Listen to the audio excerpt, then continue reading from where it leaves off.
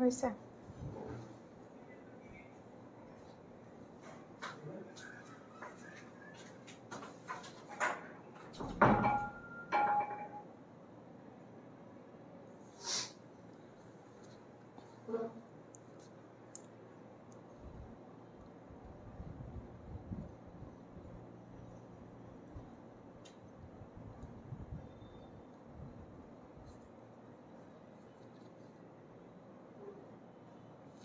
আসসালামু আলাইকুম সবাইকে, কেমন আছো তোমরা সবাই? আশা করি অনেক ভালো আছো। তো তোমাদের এত একটা লম্বা ক্লাস, ক্লান্ত হয়ে যাও নাই তো? ক্লান্ত হও নাই? ইনশাল্লাহ ক্লান্ত হও নাই। ইতিহাস ক্লাসের জন্য ওয়েট করছিলা তাই তো? বলতে হবে না, আমি বুঝে গেছি। তো এই জন্য আমিও চলে আসছি একদম সময় মতো।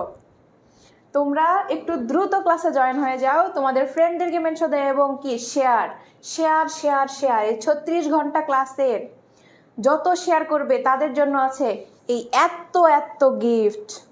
এগুলা কি ভাই? এগুলা কি? এগুলা কি? এগুলা কি? এগুলা তোমাদের গিফট, এগুলা তোমাদের গিফট, ঠিক আছে? শুধু গিফটে ভরপুর। তোমরা হচ্ছে কি করবা? শুধু শেয়ার করবা, শেয়ার, শুধু আমি শেয়ার চাই, ঠিক আছে? যত শেয়ার করবা, শুধু এর আগে যে ক্লাসগুলো শেয়ার করেছো, যাদের যে সাবজেক্ট ছিল, শুধু একটা সাবজেক্টে শুধু শেয়ার করলা তাহলে কিন্তু হইলো না। যতগুলা ক্লাস আছে সবগুলা ক্লাসে শুধু শেয়ার দরকার, ঠিক আছে? শেয়ার করবা, দেন এই গিফটগুলা নিজে নিয়ে চলে যাও, কোনো সমস্যা নাই। তোমার যেই কয়টা সাবজেক্ট আছে, ঠিক আছে, তোমার যে কয়টা সাবজেক্ট আছে সবগুলো সাবজেক্টের গিফটটা তুমি পাও না, সমস্যা কোথায়? আরেকজন কেন নিয়ে যাবে? তুমি অ্যাক্টিভ স্টুডেন্ট, তুমি কেন আরেকজনকে সুযোগ করে দিবা, তাই না? তো আমাদের এই 36 ঘন্টা যে জার্নিটা শুরু হয়েছে, সেই জার্নিতে তোমাদেরকে অংশগ্রহণ করার জন্য অনেক অনেক অনেক ধন্যবাদ এবং অনেক শুভেচ্ছা। তো এর মধ্যে দিয়ে আমি শুরু করতে যাচ্ছি আমাদের ইতিহাস ক্লাস, ঠিক আছে? তো হিস্ট্রি ক্লাসের শুরুতেই যেই কথা আমি বলে দিচ্ছি সেটা হচ্ছে, আমরা আজকে গল্পের মাধ্যমে আমাদের সৃজনশীল ক্লাসটা কি স্টার্ট করব। সৃজনশীলের যে সেশনটা সেটা আমরা স্টার্ট করব, কিন্তু তার আগে যেটা বলার সেটা হচ্ছে যে আমাদের এই ক্লাসটা শুধু করলেই হবে না, এর মধ্যে যদি একটা পাওয়ার একটা আকাঙ্ক্ষা থাকে অনেক ভালো হয় কিন্তু, তাই না? গল্প শুনে উপহার পেয়ে যাচ্ছি, একটা মজার বিষয় না? তো কি করব আমরা? জাস্ট কি করব? শেয়ার, শুধু শেয়ার চাই ভাই, শেয়ার। এবং তোমাদের ফ্রেন্ডদেরকে হচ্ছে এটা দ্রুত শেয়ার করো যাতে কেউ না মিস যায়, ওকে? তো এরপর দেখো আমরা শেয়ার করার পরে কি পাচ্ছি, আমরা যদি উইন হয়ে যাই তাহলে পাচ্ছি আমাদের 36টা সাজেশন, যার মধ্যে তুমি একটা পেয়ে যাবা, ঠিক আছে?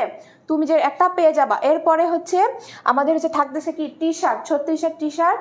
তোমরা হচ্ছে 36 ঘন্টা ক্লাস করিরা তোমরা হচ্ছে 36টা টি শার্টের যে কোনো একজন মনে করো যে নিয়ে নিতে পারো। এরপরে থাকতেছে কি 18টা ক্রেস্ট, 18টা ক্রেস্ট। তুমি উইন হইছো, এটা তুমি সারাটা জীবন নিজের কাছে রাখতে পারতেছো যে না আমি ক্লাস করে আমি উইন হয়েছি, আমি একটা ক্রেস্ট পেয়ে গেছি। এরপরে দেখো তোমাদের থাকতেছে কি 3600 টাকা। শুধু মানে ক্লাস কইরা টাকা পাই ভাই, এরকম আমাদের সময় অপশন ছিল না। থাকলো যে আমরা কতগুলা টাকা পাইতাম, আমরা শুধু জাস্ট অপেক্ষায় থাকতাম যে কোন জায়গা থেকে আমাদের এই টাইপের উপহারগুলো আসবে, গিফটগুলো আসবে, সারা জীবন নিজের কাছে রাখবো, একটা গর্বের বিষয়। কিন্তু সেটা হয় নাই, কিন্তু তোমাদের এই সুযোগটা করে দিচ্ছে কিন্তু বনি ভাই। বনি ভাইকে অনেক অনেক অনেক ধন্যবাদ, মনের অন্তঃস্থল থেকে ধন্যবাদ যে বনি ভাই এরকম একটা সুযোগ করে দিচ্ছে, ঠিক আছে? তো দেখি আমাদের হচ্ছে এটা হচ্ছে তোমাদের রুটিন, যার যে সাবজেক্ট আছে, যারা এর আগে দেখো নাই রুটিনটা একটু সুন্দর করে দেখে একটু মিলাই নাও যাতে করে তোমাদের কোনো ক্লাস মিস না যায়, ঠিক আছে? তো অলরেডি আমাদের হচ্ছে ঝিনুকাপুর আর হচ্ছে এই আপুর ক্লাস আমাদের শেষ, ঠিক আছে? স্বর্ণা আপুর ক্লাস শেষ। এখন আমাদের চলছে হচ্ছে 4টার ক্লাস, যেটা হচ্ছে হিস্ট্রি। আমি তোমাদের এখন হিস্ট্রি ক্লাসটা বা সাজেশনটা নিব। এখন কথা হইতেছে যে আপু আপনি সাজেশন দিতেছেন, ভালো কথা, সাজেশন তো নিব, কিন্তু আমাদের আরও প্রিপারেশন দরকার, আমাদের আরও বেশি শেখা দরকার। তাহলে আমরা কি করব? আমাদের এর জন্য থাকতেছে যে এই সিস্টেম, সেটা হচ্ছে যে আমাদের একটা কোর্স আছে, সেই কোর্স হচ্ছে FRB 3.1। সেই 1 কোর্সে যদি মনে হয় যে আপু আমি হচ্ছে আমাদের যে আর্টসের সাবজেক্টগুলো আছে সেই আর্টসের সাবজেক্টগুলোতে ভর্তি হয়ে যাব, কারণ আমরা বাংলা ইংরেজি ICT আমার কমপ্লিট, এখন আমি আর্টসের সাবজেক্ট নিয়ে টেনশন করতেছি, ওই সাবজেক্টগুলোতে দেখতে যাই আমাদের হচ্ছে এই সাবজেক্টগুলোতে ফোকাস করা হয়নি। তখন কি করবা? তুমি হচ্ছে এই মানবিকের গ্রুপ সাবজেক্টগুলোতে 1490 টাকায় ভর্তি হয়ে যেতে পারো। এবং তুমি যদি কোনো সিঙ্গেল সাবজেক্টে ভর্তি হয়ে যেতে চাও, যেমন কোনো একটা সাবজেক্ট তোমার খুবই দুর্বল আছো, তুমি একদিনও পড়ো নাই, কোনো দিনও খুলে দেখো নাই, তুমি সেই সাবজেক্টে 750 টাকাতে ভর্তি হয়ে যাবা ভাইয়া, কোনো টেনশন ছাড়াই, ওকে? এছাড়া তোমার যদি মনে হয় যে আমি হচ্ছে করব, আমার যেই সাবজেক্টগুলো আছে, যে বাংলা ইংরেজি আইসিটি, সেই সাবজেক্টগুলোতে আমি ভর্তি হয়ে যাব শুধু, অন্য সাবজেক্ট আমার দরকার নেই, তাহলে তুমি সেখানেও 1490 টাকা দিয়ে ভর্তি হয়ে যেতে পারো। ওকে, আর তোমাদের আরও একটা সুখবর হইতেছে, আমার হিস্ট্রি স্টুডেন্টদের জন্য একটা সুখবর হইতেছে, এই সাবজেক্টগুলোতে আমাদের যে 36 ঘন্টা যে ক্লাসগুলো চলছে এর মধ্যে যদি তুমি ভর্তি হয়ে যেতে পারো, তাহলে কিন্তু তোমরা এক্সট্রা 10% ছাড় পাইতেছো, এবং তোমরা কিন্তু এই কোর্সের উপরে কিন্তু 50% ডিসকাউন্ট পেয়ে যাইতেছো। তো এই হচ্ছে আমাদের ক্লাস ডিটেলস। এরপর তোমরা হচ্ছে কি করবা, এখানকার আরও যদি অনেক ডিটেলসে জানতে চাও তাহলে এই নাম্বারে কল করতে পারো এবং হোয়াটসঅ্যাপ করতে পারো, এবং এখানে পুরো একটা ডিটেলস কিন্তু দেওয়া আছে, তোমরা দেখতেই পাচ্ছ। ঠিক আছে, তো এখন আমরা কি করব, আমাদের ক্লাস শুরু করব। তার আগে আমি তোমাদের একটু কমেন্টটা দেখতে চাই, কার কি প্রশ্ন আছে। ঠিক আছে, আজকে আমরা আচ্ছা, আমরা কি শেয়ার করেছি তো ভাই?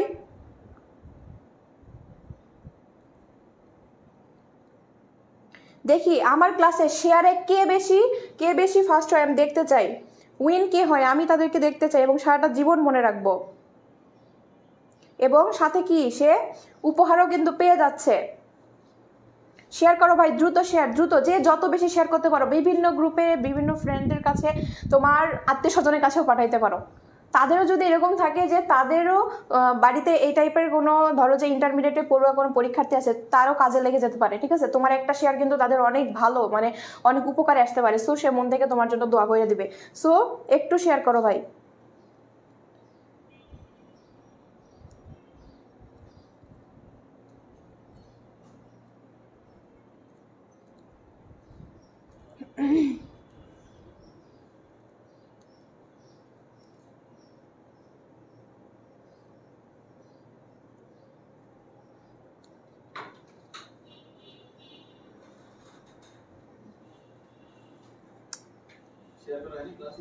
হুম,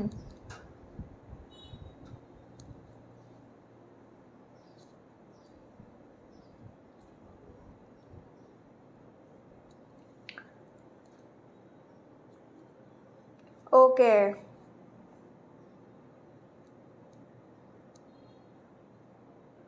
ওকে, ঠিক আছে, তাহলে আমরা এখন কি ক্লাসে ফোকাস করি নাকি? এখন আমরা ক্লাসে ফোকাস করব। দেখো, ইতিহাস সাবজেক্টটার আমরা সৃজনশীল, আমরা আজকে কি করব, যে আমাদের যে সৃজনশীল বা সিকিউ কোশ্চেন আসে, সেই সিকিউটা আজকে হচ্ছে আমরা পুরা ছাপা করে ফেলাবো। ঠিক আছে, পড়ে একদম শেষ করে ফেলাবো। এখন কথা হইতেছে, তার আগে যদি আমরা ইতিহাস সম্পর্কে একটু ছোটোখাটো জ্ঞান নেই বা ধারণা নেই, তাহলে কিন্তু আমাদের অনেক উপকার হয়, যাতে করে আমরা সিকিউটা ভালো মতো লিখতে পারি। এখন কথা হইতেছে, ইতিহাসের সিকিউ লেখার শুরুতে তোমাকে যে 3টা জিনিস সবসময় মাথায় রাখতে হবে, সেগুলোর মধ্যে প্রথমটা হইতেছে যে সময়।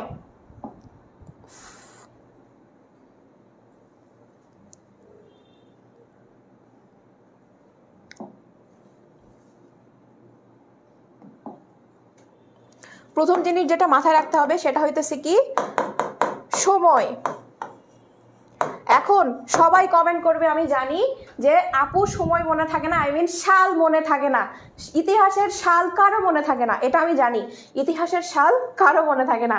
সব মানে ইতিহাস ক্লাসটা যখন সামনে আসে, সর্বপ্রথম সমস্যা হইতেছে আপু সাল, সালই সমস্যা।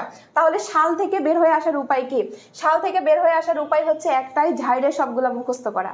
এবং প্রত্যেকটা সাল সুন্দরভাবে কি করবা তোমরা, মানে একদম করে লিখবা, একটার পর আরেকটা সাল লিখবা, লেখার পরে কোন সালে কোন ঘটনা ঘটেছে সাইডে সুন্দর করে লিখবা। অনেকের বইয়ে কিন্তু এটা প্যারা করে দেওয়া আছে, সেই জিনিসটা সুন্দর করে মুখস্থ করে নেবা। এছাড়া এর বাহিরে কোনো উপায় নাই ভাই। একটা কথা বলি, এটা সৃজনশীলের যুগ হতে পারে, কিন্তু কিছু জিনিস মুখস্থ থাকলে তোমার লেখাতে অনেক বেশি সুবিধা পাবা। এর পরবর্তীতে ইতিহাসে আরো একটা জিনিস মাথায় রাখতে হবে, সেটা হচ্ছে কি, সেটা হইতেছে নাম। কি নাম মনে রাখতে হবে, কার নাম কি, কে কোন ইয়েটা, মনে কর যে কোন নামের কোন ব্যক্তিটা কি করেছে, সেই জিনিসটা একটু মনে রাখতে হবে। এবং তৃতীয়টা যেটা মনে রাখতে হবে সেটা হচ্ছে কাহিনী। কাহিনী, এটা নিয়ে এত প্যারা নাই, কারণ আমি জানি আমার স্টুডেন্টদের এটা মাথায় থাকে। কারণ আর যাই হোক না হোক, যেহেতু যুদ্ধের ঘটনা, কে কি করছে না করছে আমরা এইসব নিয়ে টানতে পছন্দ করি, সো এই ঘটনাগুলো আমাদের মুখস্থ থাকে। এখন কথা হইতেছে যে এই জিনিসের তিনটা সমন্বয়ে আমরা একটা সুন্দর একটা মানে সিকিউ কিভাবে টিচারকে উপহার দিব, এটাই আমাদের একমাত্র আজকের লক্ষ্য। তো এটাতে আমরা পৌঁছাবো, সমস্যা নাই, টেনশন নাই। তার জন্য আপু আছে, আপু আজকে সবকিছু বুঝাই দেবে। আচ্ছা, তোমাদের একটু কমেন্ট দেখা উচিত আমি মনে করছি। আচ্ছা, একটু দ্রুত শেয়ার করো ভাই, যারা যারা নতুন অ্যাড হয়েছো তারা একটু দ্রুত শেয়ার করো।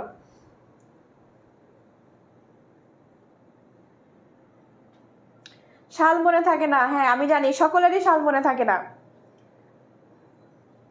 আচ্ছা,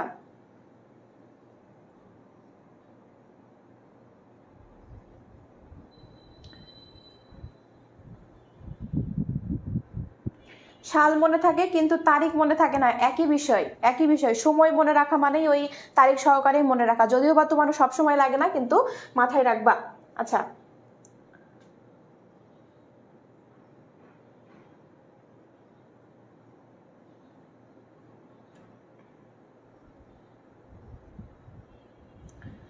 আচ্ছা ঠিক আছে, টেকনাফ থেকে ক্লাস করছি, হিনা কাব্য, থ্যাংক ইউ। কিন্তু তারিখ ভুলে যাই ভাই, তারিখগুলো মনে রাখতে হবে। এবং প্রত্যেকটা তারিখ রাখার মূল একটা হইতেছে কি, যে তোমাকে তোমার ওই তারিখের সাথে তোমার নিজের জীবনের অনেক কিছু রিলেটেড করে করবা। যেমন হচ্ছে কি, আমার আমার যে বার্থডে সেটা হচ্ছে যে 14ই মার্চ, ঠিক আছে? এবং আমি আমার হচ্ছে এই সাথে আমার বার্থডের সাথে কিন্তু বঙ্গবন্ধু শেখ মুজিবুর রহমানের বার্থডের সাথে মিল করে, ঠিক আছে, 17ই মার্চ। তো এইভাবে কিন্তু মিল করে পড়ছি। দেন আমার বার্থডেতে কিন্তু জসিমউদ্দিন যে কবি ছিলেন তারও হচ্ছে জন্মদিন, ঠিক আছে? সো আমি এই ডেটগুলো এইভাবে কিন্তু মুখস্থ রাখছি। এবং আমার বার্থডেতে কিন্তু আইনস্টাইনও জন্মগ্রহণ করেছে। সো আমি এইভাবে মনে রেখেছি। সো এইভাবে কিন্তু তোমরা মনে রাখতে পারো, এইভাবে ডেটগুলো নিজের সাথে সাথে মনে রাখবা। এবং আমার একটা ফ্যাসিলিটিস হচ্ছে কি, যে আমি আমাদের ফ্যামিলির বিভিন্ন ওকেশন টোকেশন সবগুলো এই টাইপের ডেটগুলাতেই হয়েছে, এই জন্য আমার মুখস্থ থাকে ভালো। সো এইভাবে রিলেটেড করে যদি তুমি পড়ো, তোমার মনে থাকবে ভাই, ইনশাল্লাহ মনে থাকবে। এটা নিয়ে প্যারা খাওয়ার কিছু নাই। ওকে,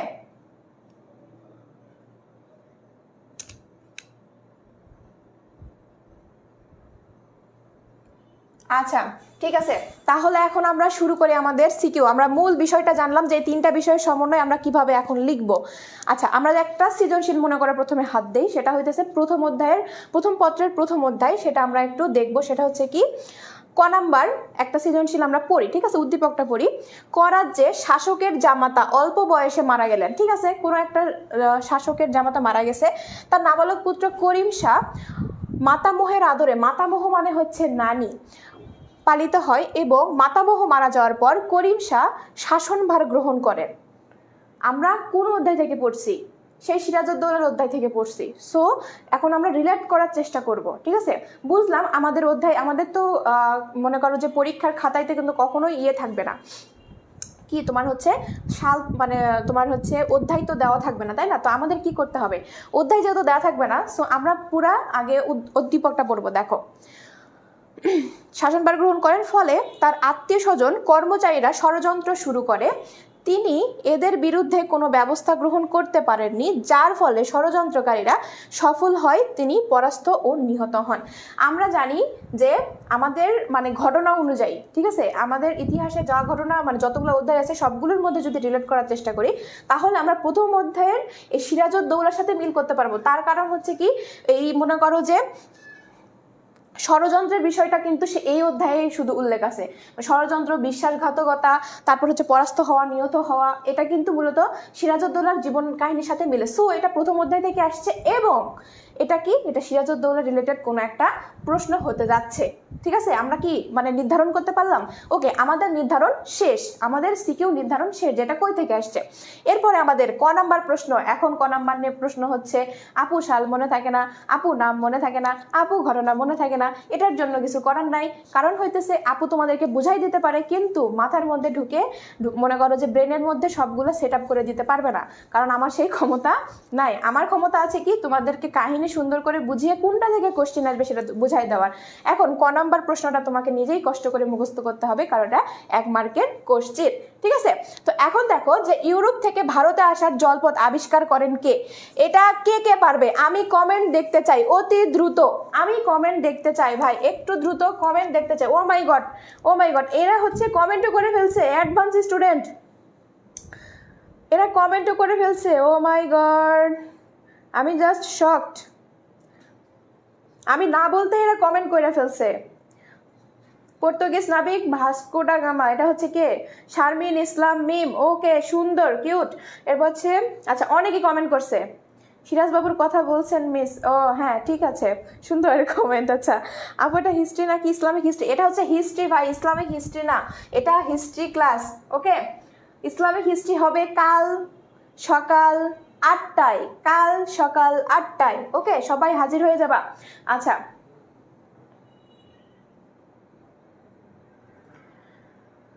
আপু ইতিহাসের সাল কিভাবে মনে রাখবো? ওই যে বললাম, তোমাদেরকে বলে দিয়েছি ইতিহাসের সাল মনে রাখার উপায়। আচ্ছা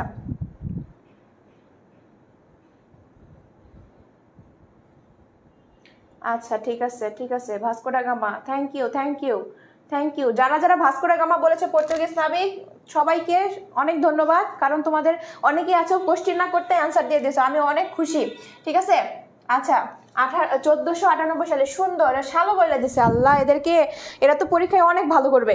এরপর দেখো ভারতবর্ষে ইউরোপীয়দের আগমনের কারণ কি? ভারতবর্ষে ইউরোপীয়দের আগমনের কারণটা কি সেটা আমরা এখন একটু জানবো। দেখো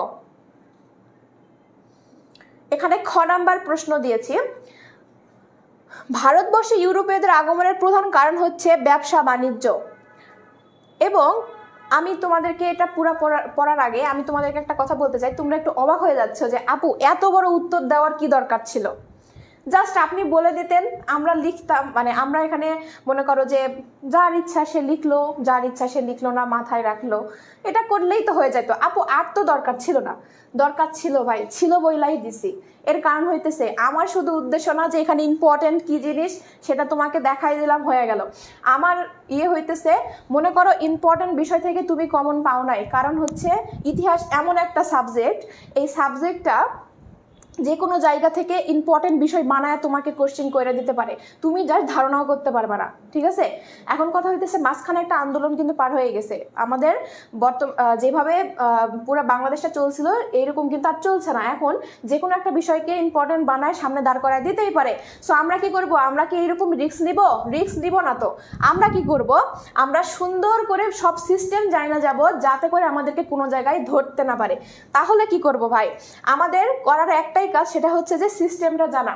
সিস্টেমটা কিভাবে? খ নাম্বার প্রশ্নটা আমরা আসলে লিখবো কিভাবে, এই সিস্টেমটা তো জানতে পারি। পৃথিবীর কোনো ইতিহাসের কোনো খ নাম্বার আর আটকাবো না, তাই না? তো চলো দেখি আমরা কিভাবে লিখবো। খ নাম্বারের মার্কস কত? 2 মার্কস। আমরা যদি ক নাম্বার প্রশ্নের অ্যান্সার করি আমাদের 1 মার্কস দিবে, ঠিক আছে? এবং যদি খ নাম্বারের কোশ্চেনের অ্যান্সার করি তাহলে কি হবে? আমাদের 2 মার্কস দেবে। অনেক টিচার আবার এখানে মার্কস দেয় হচ্ছে 1.5 মার্ক দেয়, ঠিক আছে? 1.5 মার্ক দেয়, আবার 1ও দেয়, ঠিক আছে? ওই হচ্ছে 2 মার্কস ফুল কিন্তু কাউরে দেয় না। আবার কখনো কখনো লেখা সুন্দর হইলে, কাটাকাটি না হইলে কিন্তু দেয়। এখন কথা হচ্ছে সৃজনশীল লিখতে গেলে সর্বপ্রথম যেটা মাথায় রাখতে হবে সেটা হচ্ছে কাটা ছিঁড়া যত কম করবা। তুমি একটা জিনিস মানে ভুল লিখে ফেলছো, লিখো না, সমস্যা কোথায়? এতগুলা লেখা লিখছো, তার মধ্যে একটা শব্দ ভুল লিখছো, এটা কিছুই হয়ে যায়নি। তোমরা কি করবা? সুন্দর কইরা ওইটা সাইড কইরা এমনভাবে মনে করো যে উপরে উপরে দাগ দিবা যাতে পড়তে গেলে তারপর দেখতে পাই, না পড়তে গেলে যাতে বোঝার সিস্টেম না থাকে, ঠিক আছে? আমি তোমাদেরকে একটু দেখায় দেই। দেখো এখানে হচ্ছে ভারতবর্ষে ইউরোপীয়দের আগমন। এই আগমন মনে করা লিখছি আমি, ঠিক আছে? আগমনের প্রধান, ঠিক আছে? এখানে আমি লিখে ফেলছি প্রাধান। তো প্রাধান তো আসলে হয় না। তো আমরা কি করব? সুন্দর করে এমন ভাবে চিকন কইরা দাগ দিব যাতে কইরা মনে করো যে দেখা না যায়। এটা যদিও বা হচ্ছে পেন না, সো এটা আমি জাস্ট তোমাদেরকে বুঝাইছি, যদিও বা তোমরা দেখতে পাচ্ছ, কিন্তু তারা যাতে বুঝতে না পারে। যখন পড়তে যাবে তখন দেখবে ও এখানে তো টান দেওয়া আছে, তার মানে এটা না। তারপরে আবার তুমি প্রধান লেখো, ঠিক আছে? আমি কি সিস্টেমটা বুঝাইতে পারছি ভাই? আমার বোঝানোটাই কাজ, ঠিক আছে? না বুঝতে পারলে আমি আবার বলবো, তো এইভাবে তোমরা জাস্ট লিখে আসবা। এরপরে দেখো এরপরে দেখো আগমনের প্রধান কারণ ছিল ব্যবসা বাণিজ্য। এখন কথা হইতেছে মাঝখানে দুইটা ফাঁকা কেন? অনেকে আছে হরালে মনে করো যে খ নাম্বারে মনে করো এইরকম 2-3টা লাইন লিখে দিয়ে তারপর চলে আসে, 2 মার্কসই তো, দিলে দিবে না দিলে না দেবে, কোনো মায়া মহব্বত নাই। তো আমাদেরকে মায়া মহব্বত করতে হবে ভাই, কারণ আমাদের কুড়ায় মার্কস নিতে হবে, কারণ আমরা এখন বিপদগ্রস্ত। এখন কথা হইতেছে যে 2টা প্যারা করার কারণ হইতেছে প্রত্যেকটা কোশ্চিনের অ্যান্সার ভাই প্রথমে তুমি আগে হচ্ছে টিচারের মনোরঞ্জনের জন্য লিখবা, বা তাদেরকে সরাসরি অ্যান্সার করে দেওয়ার জন্য আগে প্রথমে তাদের বিষয়টা বোঝানোর জন্য বা ধারণা দেওয়ার জন্য এক কথায় অ্যান্সারটা লিখবা। এতেই তোমার প্রথম 1 মার্কস, এবং টিচার খুশি হয়ে বলবে এই এ তো আসল জিনিস বুঝে গেছে, তাহলে কি আমি পরেরগুলো পড়বো না? থাক, পড়ার দরকার নাই, আমার সময় নাই, আমার আরো খাতা কাটতে হবে, তাহলে আমি ইচ্ছা করলে আমি পড়লাম, না ইচ্ছা করলে পড়লাম না। তুমি তো পরেরটাও সঠিক লিখছো, কিন্তু তার এই গুড ইমপ্রেশনের জন্য তোমার মার্কসটা 2-2 হয়ে যাবে ভাই, তোমার মার্কসটা 2-2 হয়ে যাবে। এখন দেখো আমি কি লিখছি, ভারতবর্ষে ইউরোপীয়দের আগমনের প্রধান কারণ ছিল ব্যবসা বাণিজ্য। আমি তো এটা না দিয়ে সরাসরি ব্যাখ্যায় চলে যাইতে পারতাম। কি দিতে পারতাম? ইউরোপীয় বণিকরা এই উপমহাদেশে মূলত 3টি পণ্য সংগ্রহ করতে এসেছিলেন, মশলা, সুগন্ধি দ্রব্য ও সিল্ক। মানে আমি সরাসরি যেতে পারতাম, ঠিক আছে, আমি কিন্তু যাই নাই। আমি সবার আগে ওনাকে ইনশিওর করেছি যে স্যার আমি এটার অ্যান্সার জানি, আমি এটার অ্যান্সার জানি, আপনি নিচে পড়লে পড়েন, না পড়েন না পড়েন, আমি এটার অ্যান্সার জানি, এটা হচ্ছে এই অ্যান্সার হবে, আমি লিখে দিছি আগে, ঠিক আছে।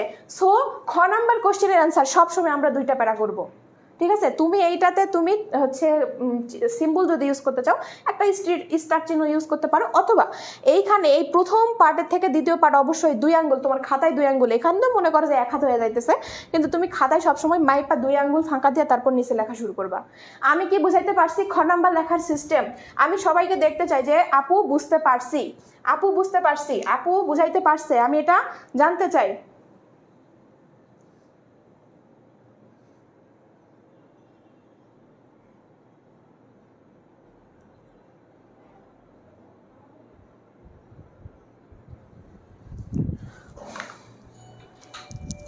আমি ক্লাস পাচ্ছি না, ক্লাস পাচ্ছি না। ওকে,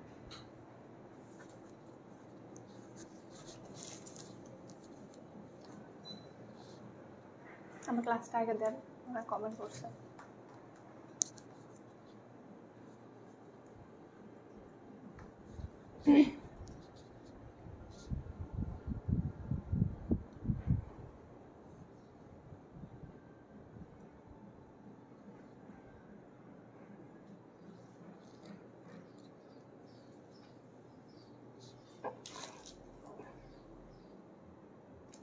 জি আপু বুঝতে পারছি। ওকে, যারা যারা বুঝতে পারছো এবং এখনো পর্যন্ত ক্লাস শেয়ার করনি, তোমাদেরকে আরও একবার বলতেছি, গিফট অন্য কাউকে দেওয়া যাবে না। অন্য কাউকে কি দেওয়া যাবে বলো?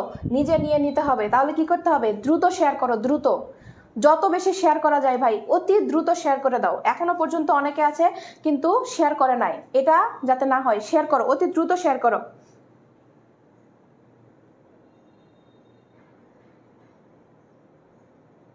আপু পুরা বই সিকিউ কই থেকে আসবে সব বলে দেওয়া হবে ভাই। আগে প্রথমে তুমি সিস্টেমটা দেখো, সিস্টেম দেখার পর খাজানা আছে, আছে খাজানা আছে, সবার জন্যই খাজানা আছে, ঠিক আছে। কিন্তু একটু লেট হবে, কারণ আমাদেরকে সুন্দর করে যে কোনো জিনিস খালি একদম তুমি আসলে আর গপ করে খায়া চলে গেলা ওই জিনিস হবে না। একটা কথা মাথায় রাখবা, যেই গাছ অতি দ্রুত বাড়ে সেই গাছ কিন্তু মনে করো কি হয়, মানে তাড়াতাড়ি কিন্তু ঝরে পড়ে যায়। তাহলে কি করতে হবে? আমাদেরকে খেয়ে দিয়ে স্বাস্থ্যবান হয়ে মোটা তাজা হয়ে তারপরে বাড়তে হবে। তো আমরা আস্তে আস্তে আস্তে আস্তে কমপ্লিট করে ফেলবো, নো টেনশন। ওকে, আমরা একটু দ্রুত শেয়ার করে দেবো ভাই, শেয়ার করো, অতি দ্রুত শেয়ার করো। আর আমার ক্লাসের স্টুডেন্ট যারা আছো, আমার পেইড ব্যাচের স্টুডেন্ট যারা আছো, তাদের মুখদর্শন আমি চাই। তারা কোথায়?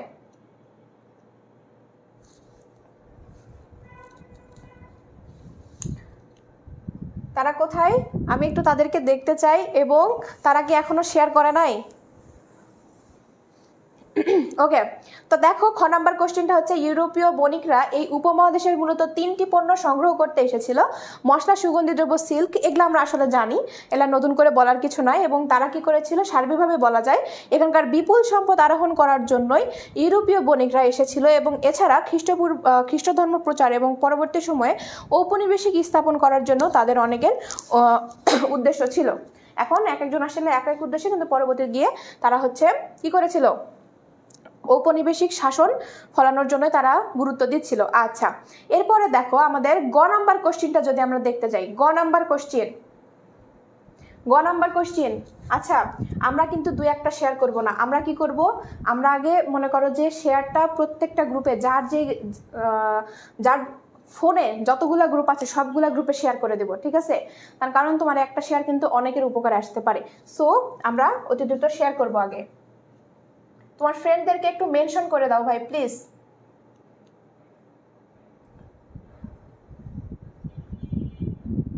হ্যাঁ, ক্লাস শেষে জিলাপি দিব কেন, জিলাপির থেকেও ভালো কিছু দিব ইনশাআল্লাহ, জিলাপির থেকেও আমরা ভালো কিছু দিব, ঠিক আছে? তাবারও কাছে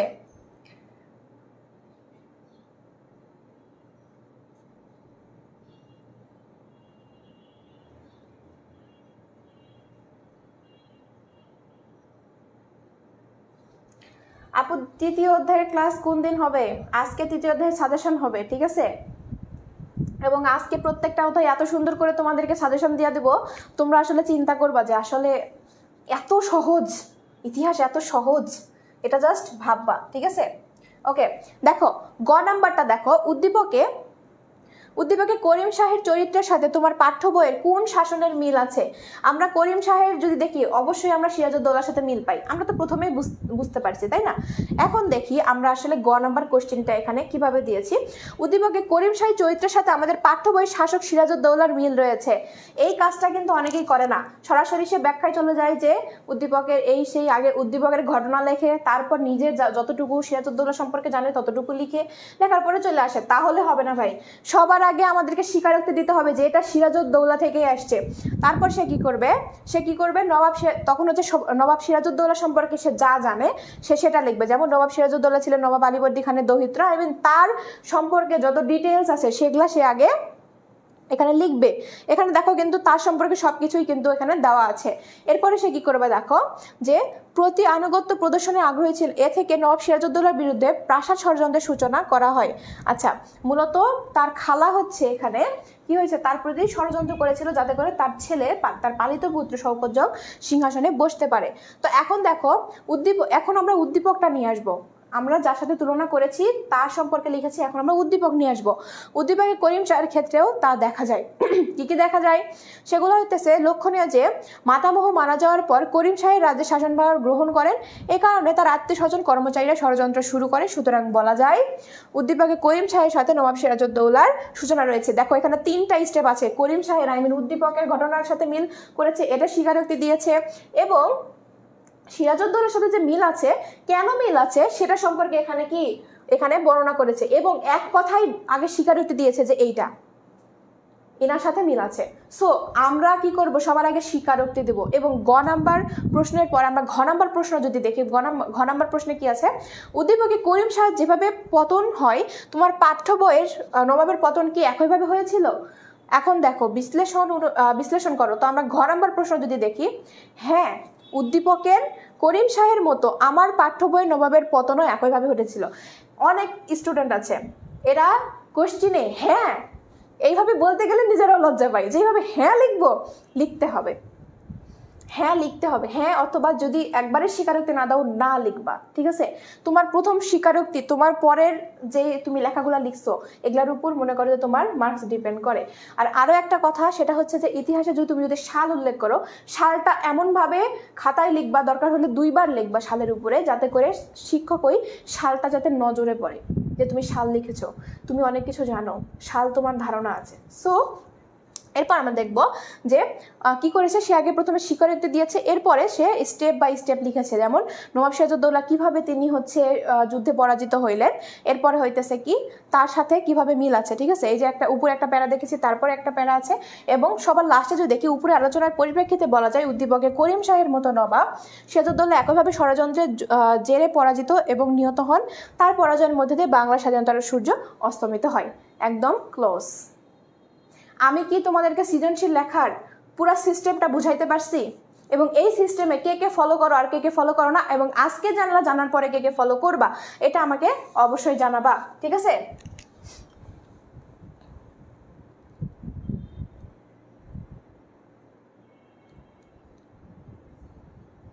আপু কোন কোন কালার পেন ইউজ করা best? Only black, only black. ঠিক আছে, এটা নিশ্চয়ই কোনো মেয়ে মানুষ কমেন্ট করছে না। হ্যাঁ, মাইশা আফরিন, ওয়ানলি ব্ল্যাক।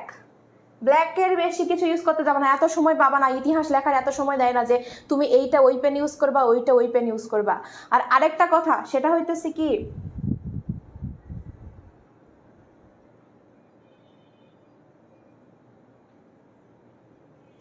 আরেকটা হইতেছে কি, আমরা কি করি, আমরা হচ্ছে যখন লিখতে যাই তখন কি করি, আমরা এখানে মনে করো যে প্রথমে দেই 1 নাম্বার, তারপর হইতেছে ক নাম্বার, তারপরে অ্যান্সার লেখা শুরু। এই সিস্টেমটা হচ্ছে যারা প্রাইমারি লেভেলে পড়ে তারা এই কাজ করবে। আমি বর্তমানে দেখেছি ওই স্টুডেন্টগুলো এখন আর এভাবে লিখে না। এই কাজ আর করবা না, ঠিক আছে? কি করবা, সুন্দর করে 1 নম্বর প্রশ্নের উত্তর, ঠিক আছে, ক নম্বর প্রশ্নের উত্তর, এভাবে সুন্দর করে লিখা, নিচে একটা টান দিয়া উপরে নিচে এভাবে অ্যান্সার লিখে দিবা। দেওয়ার পরে আবার লিখবা খ নম্বর প্রশ্নের ধরো যে প্রশ্নের উত্তর, এভাবে লিখে দিবা। ঠিক আছে, তো এইরকম ভাবে লিখবা যাতে করে একটু কিউট হয়। ঠিক আছে, আর মানুষ সুন্দরের পূজারী, এটা সকলে আমরা জানি। ওকে, এরপরে দেখো আমাদের 2 নাম্বার সিকিউ কি আছে।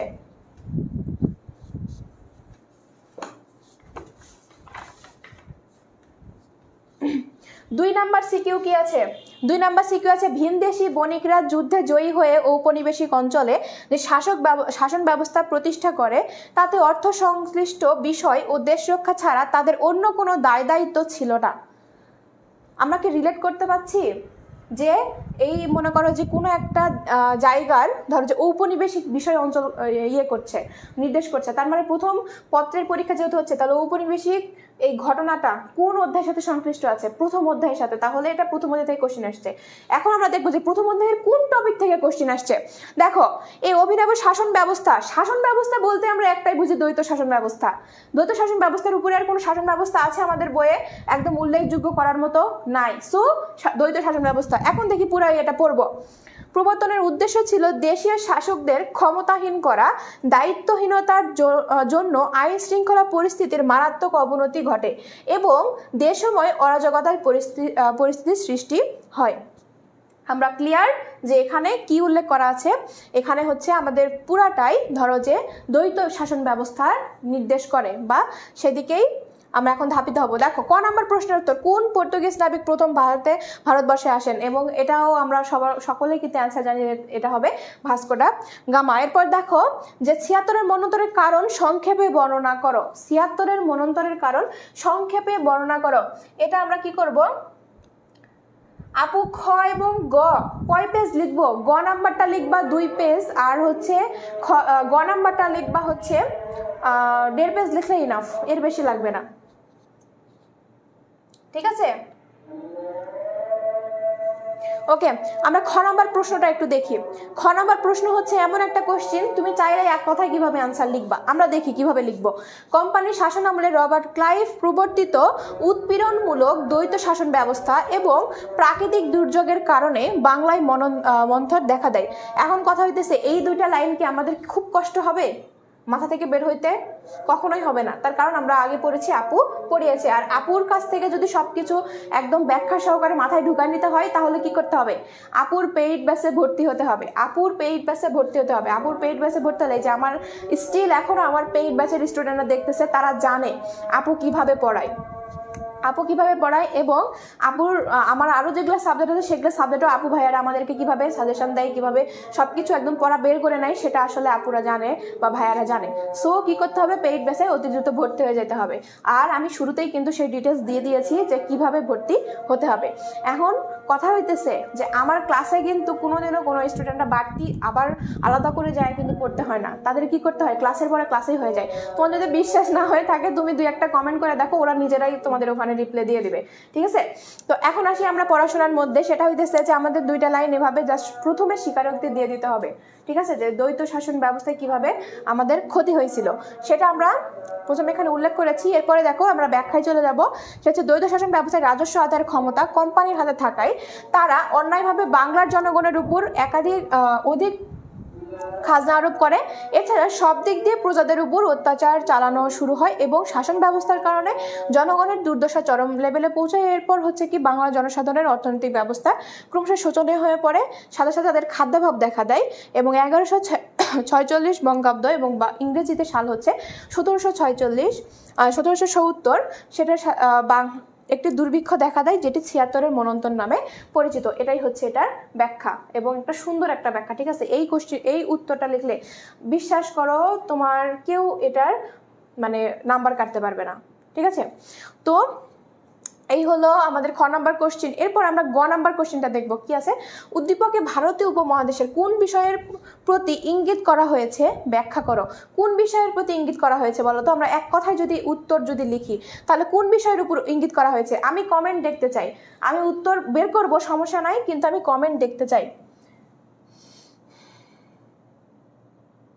এখন ভর্তি হলে ফি কত নেবেন? এখন ভর্তি হলে কিন্তু আমাদের কি, যদি তুমি ফুল কম্বোতে ভর্তি হও সেখান থেকেও কিন্তু 50% ডিসকাউন্ট পাবা। এবং যদি এই ক্লাস চলাকালীন 36 ঘন্টার যে জার্নি বা যে ইতিহাস গড়ার একটা চলছে আমাদের, তার মধ্যে যদি ভর্তি হয়ে যেতে পারো তাহলে কিন্তু তুমি আরও 10% ডিসকাউন্ট পেয়ে যাচ্ছ। সো একদম নামমাত্র টাকায় তুমি ভর্তি হয়ে যেতে পারছো, ঠিক আছে। সো দেরি না করে অতি দ্রুত ভর্তি হয়ে যাও আমাদের সাথে দেখা করার জন্য। আচ্ছা আপু, এটা কি ফার্স্ট পেপার নাকি সেকেন্ড পেপার? এটা ফার্স্ট পেপার ভাইয়া।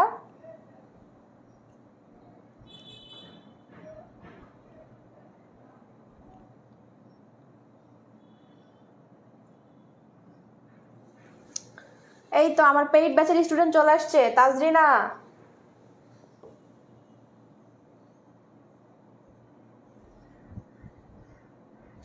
ওকে,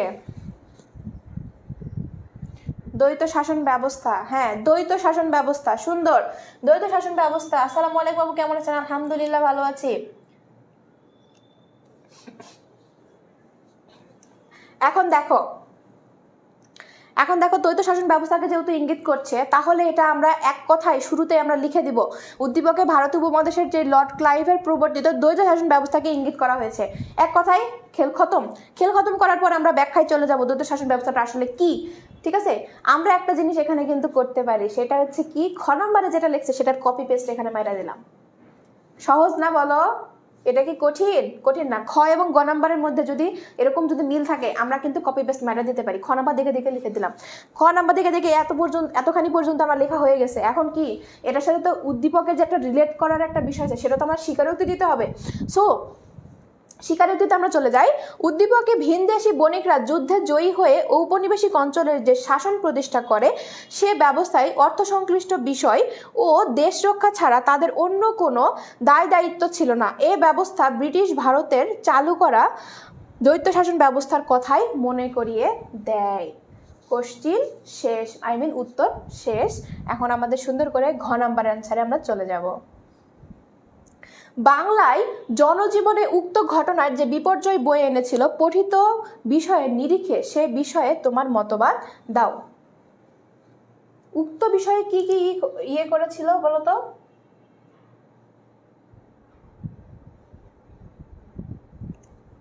ডাবল রুল পলিসি, হ্যাঁ সুন্দর। কে এটা হইতেছে হেলাল রহমান।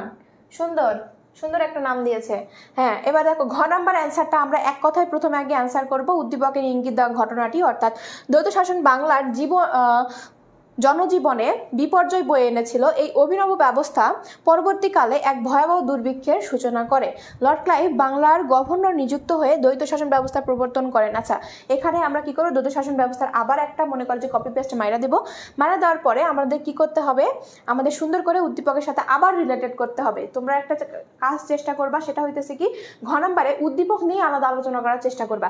প্রথমে আগে যে বিষয় নিয়ে কথা বলা হয়েছে সেই বিষয় নিয়ে একটা ব্যাখ্যা দিবা, তারপরে উদ্দীপকে কি বলেছে সেটা উল্লেখ করবা, সেটা একটা প্যারাতে করবা। তাই 3 নম্বর প্যারাতে তোমরা উদ্দীপক নিয়ে আলোচনা করাবে এবং 4 নম্বর প্যারাতে এইভাবে স্বীকারোক্তি দুইটা মিলাই দেওয়ার চেষ্টা করবা। সেটা হচ্ছে কি, উপরে আলোচনায় প্রতীয়মান হয় যে লর্ড ক্লাইভের প্রবর্তিত দ্বৈত শাসন ব্যবস্থা ইংরেজের স্বার্থের অনুকূলে হলেও ভারতবর্ষের জনগণের দুঃখ দুর্দশা বহুগুণে বাড়িয়ে দিয়েছিল এবং 76-এর মনন্তরের মতো ভয়াবহ বিপর্যয়ের পিছনে দায়ী বিবর্তিত এই শাসন ব্যবস্থা। ওকে, এখন কথা হইতেছে যে আপু এত কিছু পড়লাম, এখন কথা হইতেছে কোন জায়গাগুলো থেকে কোশ্চেন আসবে প্রথম অধ্যায় থেকে। আমরা তো প্রথম অধ্যায় নিয়ে আলোচনা করলাম, তাই না? তো এখন আমি তোমাদেরকে দেখা দিব যে কোন কোন টপিকগুলো তোমরা পড়লে এখান থেকে তুমি মানে প্রথম অধ্যায় থেকে তুমি ইতিহাসের প্রথম পত্রের প্রথম অধ্যায় থেকে তুমি কমন পাবা। একটু কষ্ট করে খাতা কলম খুইলা একটু দাগ দিয়ে নাও ভাই, ঠিক আছে?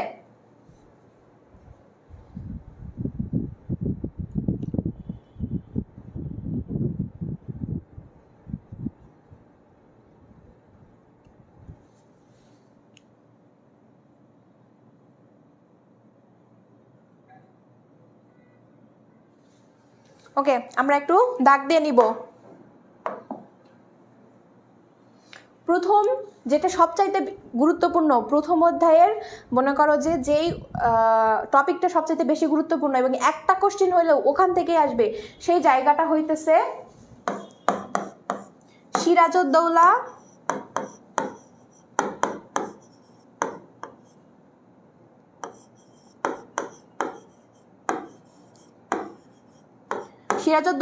বা পলাশির যুদ্ধ, ঠিক আছে?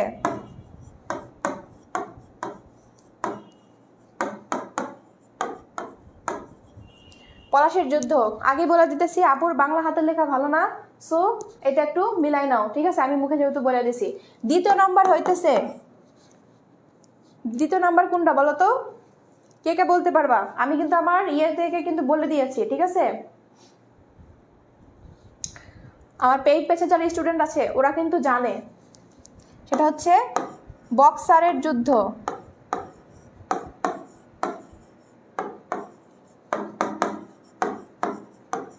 বক্সারের যুদ্ধ। তৃতীয়টা হইতেছে দ্বৈত শাসন।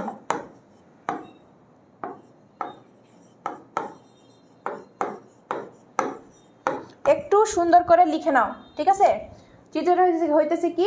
দ্বৈত শাসন। এই তিনটা থেকে কোশ্চেন আসার সম্ভাবনা সবচাইতে বেশি। ওকে, সবার লেখা শেষ, এখন আমরা তৃতীয় অধ্যায়ে চলে যাব। দেখো,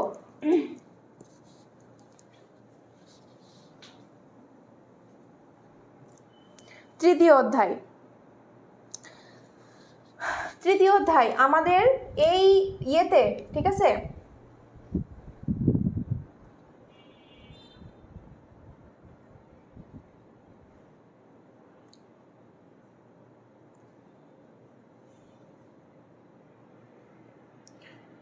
আচ্ছা আপু, গ নাম্বার তো 3 প্যারা, 3 প্যারা, হ্যাঁ 3 প্যারা তুমি 3 করে লিখবা।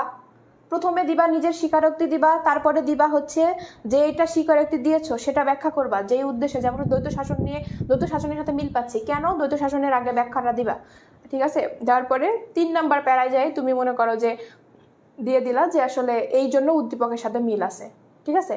যে এইটার সাথে এটা রিলেট করতে পারছি, এই জন্য এটার মিল আছে, শেষ। এবং ঘ নাম্বারে কি করবা? উদ্দীপকটা আলাদা করে একটু মনে করো যে তুলে দেওয়ার চেষ্টা করবা, ঠিক আছে? ওকে,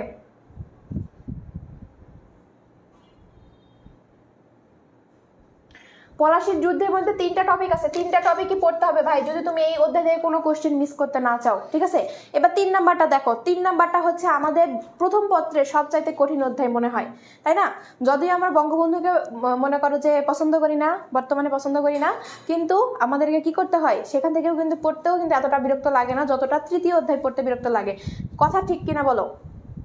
তো আমাদের কি করা উচিত এখন বলো?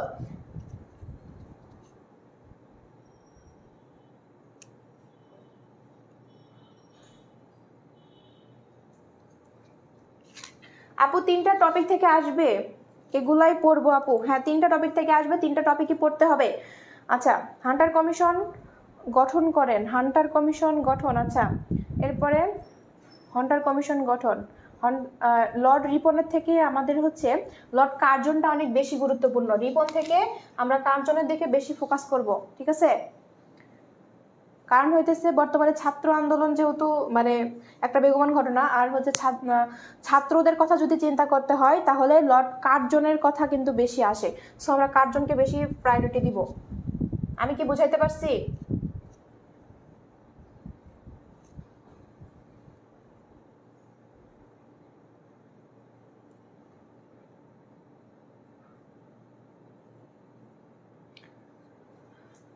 ওকে, ঠিক আছে। এখন আমরা সৃজনশীলে চলে যাই। সৃজনশীলে গেলেও আমাদের মনে করো অনেক কিছু বোঝানো হয়ে যাবে। ওকে, আচ্ছা আমরা দেখি তৃতীয় অধ্যায়ে সবচেয়ে একটা উদ্দীপক পড়ি, সেটা হচ্ছে অস্ট্রেলিয়ার বহুজাতিক লোক বসবাস করে, সেখানে প্রথমবারের মতো মুসলিমদের প্রতিনিধিত্ব করার ঘোষণা দিয়ে অস্ট্রেলিয়ান মুসলিম পার্টি নামের একটি রাজনৈতিক দলের আত্মপ্রকাশ ঘটে। যদিও অস্ট্রেলিয়ায় অনেকগুলো রাজনৈতিক দল রয়েছে যারা মুসলিমদের বিরোধিতা করে।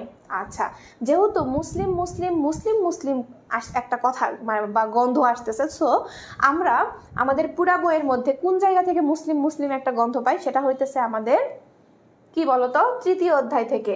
এবং মুসলিমদের জন্য আলাদা একটা মনে করো যে ফাউন্ডেশন বা সেখানে একটা সংগঠন তৈরি করা হয়েছিল, ঠিক আছে। তো আমরা সেখান থেকে কিন্তু মূলত এই মানে ঘটনাটা রিলেট করতে পারি।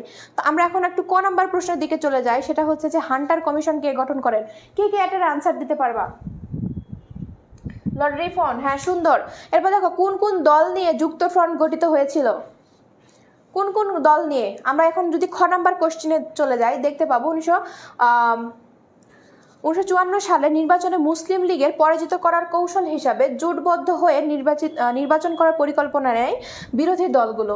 এই পরিপ্রেক্ষিতে 1953 সালে মৌলানা ভাসানীর নেতৃত্বে আওয়ামী লীগ, মুসলিম লীগ, শেরেবাংলা একে ফজলুল হকের কৃষক শ্রমিক পার্টি, মৌলানা আতাহার হোসেনের নিজামী ইসলামী পার্টি এবং হাজী দানেশ বামপন্থী গণতন্ত্রের সমন্বয়ে গঠিত হয় যুক্ত ফ্রন্ট। এক কথায় উত্তর আমরা হচ্ছে এর প্রথমে কিন্তু মনে করো যে নিজেদের মতো করে লিখতে পারি, যেমন হচ্ছে যুক্ত ফ্রন্টে 4টি দল গঠন হয়েছিল। প্রথমে একটা হেডলাইন লিখতে পারি, তারপরে এই ব্যাখ্যাটা দিতে পারি, ঠিক আছে।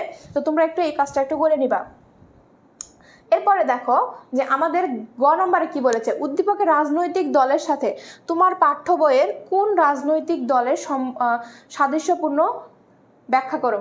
বলো তো কোন রাজনৈতিক দলের? আমি তোমাদেরকে মানে যেহেতু তোমরা একটু হইলেও পড়েছো আমি জানি, সো তোমরা একটু বলো তো যে কোন দলের সাথে এটা সাদৃশ্য পাওয়া যায়।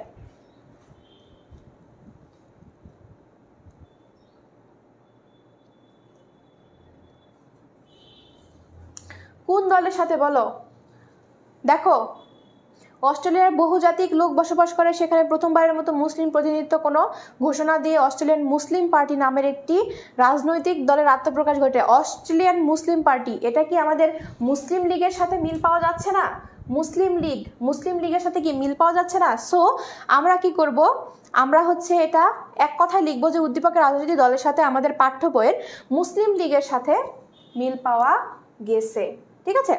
এখন দেখো, এখন আমরা কি করব, মুসলিম লীগের যত ব্যাখ্যা ট্যাখ্যা আছে সবগুলা কিন্তু আমরা এই পরের পয়েন্টে দিয়ে দিব, এবং তারপরে শেষের পয়েন্টে আই মিন গ নাম্বারের একদম শেষের পয়েন্টে আমরা কি দিব, গ নাম্বার শেষের পয়েন্টে দিব যে উদ্দীপকের সাথে কিন্তু আমাদের এই জিনিসগুলো মিলতেছে। যেমন অস্ট্রেলিয়ারও কিছু মুসলিম আছে, আমাদেরও তখনকার সময় কিছু মুসলিম ছিল, তারাও হচ্ছে মুসলিম পার্টি গঠন করেছে। আমরাও এই হচ্ছে কংগ্রেস থেকে মুক্ত হওয়ার জন্য মূলত মুসলিম পার্টি গঠন করেছিলাম, এই জন্য আমাদের এটার সাথে মিল রয়েছে। শেষ, খেল খতম।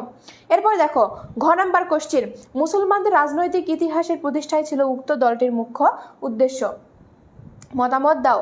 এখন মুসলিমদের রাজনৈতিক অধিকার প্রতিষ্ঠা, আমরা কংগ্রেসের গল্প যদি বলি, কংগ্রেস কিন্তু যখন কি হইল একটা মানে দল মানে একটা প্রতিষ্ঠানে যখন পরিণত হইলো, তখন হচ্ছে এরা সংখ্যাগত মুসলিমদেরকে মানে পুরা 73 জনের মধ্যে 70 জনই ছিল হিন্দু এবং 3 জন ছিল মাত্র মুসলিম, এই জন্য মুসলিমদেরকে এরা কাউন্টই করতো না। এই জন্য মূলত কি করা হইতো, মুসলিমদেরকে বিভিন্ন অবহেলার শিকার হইতে হতো। তখন মুসলিমরা ওখান থেকে বের হয়ে এসে মুসলিম লীগ নামক একটি সংগঠন তৈরি করে, যেটাই এতক্ষণ ধরে আমি বকর বকর করছি। তো এই জন্যই মূলত মুসলিম লীগটা আসলে তৈরি হয়, ঠিক আছে। তো এই জিনিসটাই আমাদেরকে একটু ব্যাখ্যা করে লিখতে হবে, এবং প্রথমেই তোমরা এক কথায়, আমি আবারও বলছি, এক কথায় অ্যান্সার দিয়ে দিবা, ঠিক আছে। ওকে, এরপরে দেখো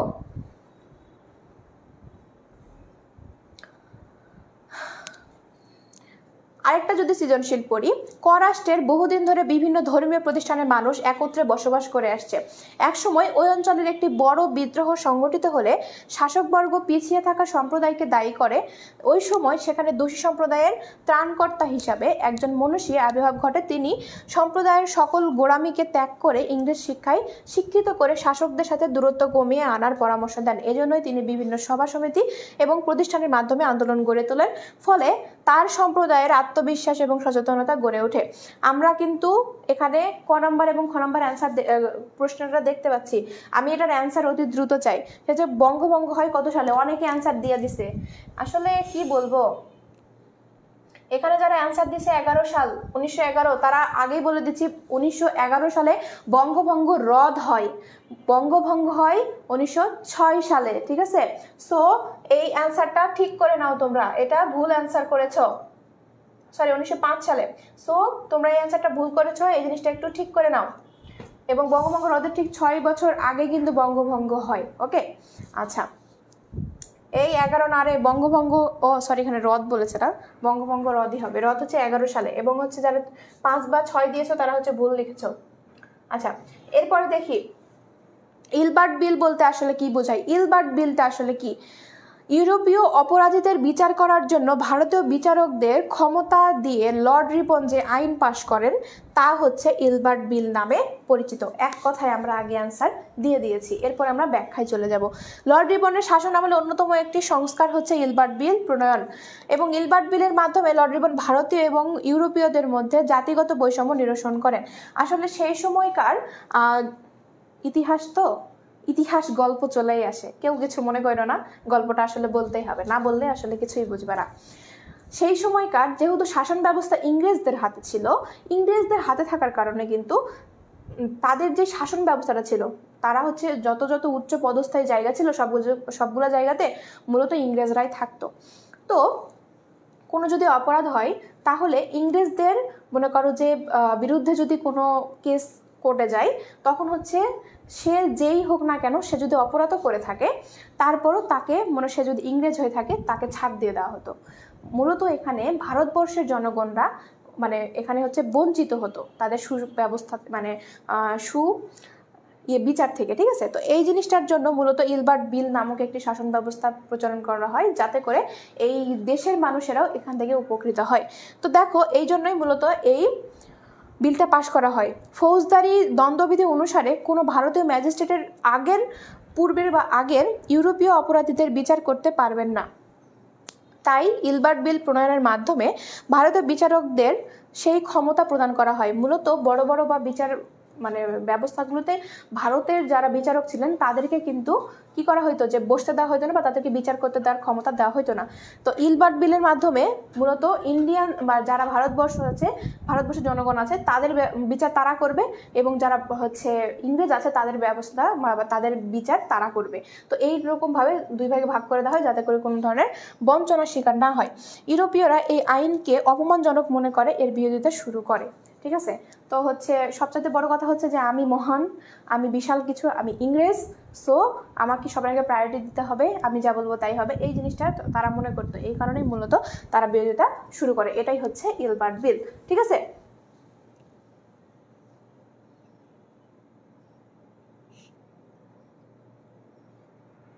হ্যাঁ, উত্তরটা আসলে ঠিক আছে, আমি হচ্ছে হ্রদটা আসলে খেয়াল করি নাই, ঠিক আছে।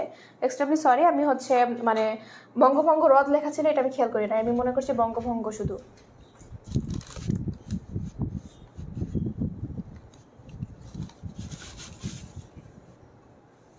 ওকে,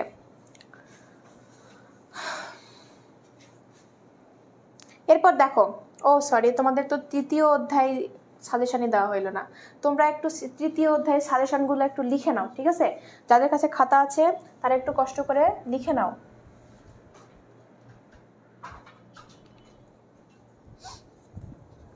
আমরা এই অধ্যায় থেকে যেগুলো পড়বো সেটা হচ্ছে সর্বপ্রথম হইতেছে পড়বো আলীগড়ের আন্দোলন।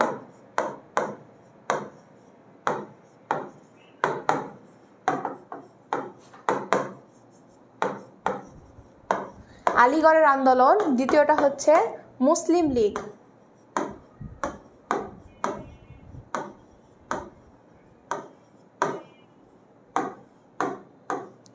মুসলিম লীগ, ঠিক আছে। এই দুইটা অতি দ্রুত খাতায় লিখে নাও।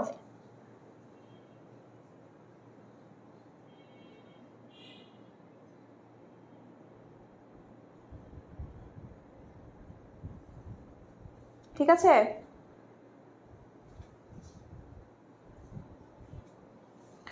এরপর এরপরে হচ্ছে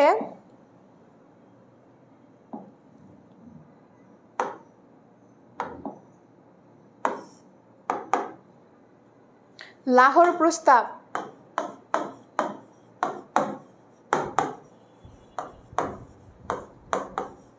লাহোর প্রস্তাব আর আরেকটা আছে, সেটা হচ্ছে খেলাফত আন্দোলন। তুমি চাইলে পড়তে পারো, নাও পড়তে পারো, তবে এখান থেকে কোশ্চিন আসার সম্ভাবনা অনেকটাই কম, তবে আসতেও পারে। ঠিক আছে, তুমি জাস্ট লিখে রাখো। আমি এখানে লিখছি না, তার কারণ হচ্ছে এটা মনে করো যদি এগুলা জিনিস যদি আমি এই টপিকগুলো যদি আমি 3 স্টার দিই, তাহলে ওটাকে আমি 1 স্টার দিব। ঠিক আছে, সো এরকম। ঠিক আছে, তো পরের অধ্যায় আমরা দেখি।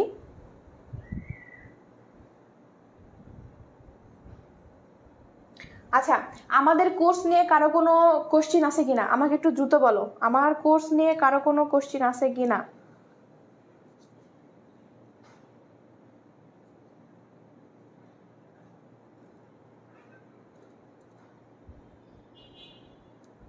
সেকেন্ড অধ্যায় তোমাদের সিলেবাসে নাই। ঠিক আছে, সিলেবাসে যেহেতু নাই, এই জন্য আমি এটা উল্লেখ করি নাই।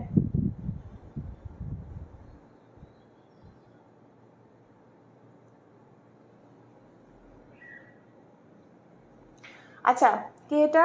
শারমিন ইসলাম মিম আপু, স্যার সৈয়দ আহমেদ খান এতটুকু পড়লে হবে না, নাকি আলিগড় পড়তে হবে? আলিগড় আন্দোলন ছাড়া এই সৈয়দ হচ্ছে আহমদ খানের পুরা গল্পটাই বৃথা। তুমি কি পড়বা এখানে ওনাকে ওই আন্দোলন ছাড়া? বলো। সো পড়তে হবে ভাই।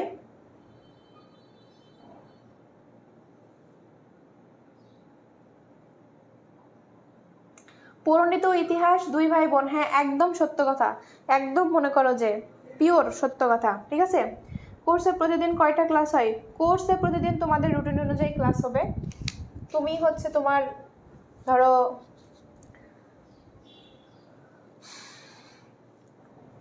রুটিনে ধরো যে 4টা সাবজেক্ট দেওয়া আছে, প্রতিদিন মনে করো যে 4টা বা 5টা ক্লাস হবে।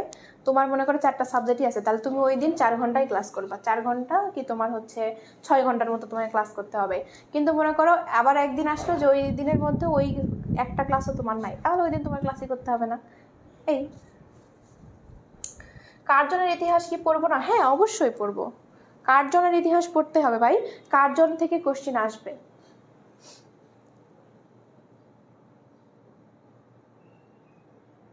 কোর্স চলাকালীন অবস্থায় তুমি যদি ভর্তি হও, তাহলে এই যে দেখতে পাচ্ছ,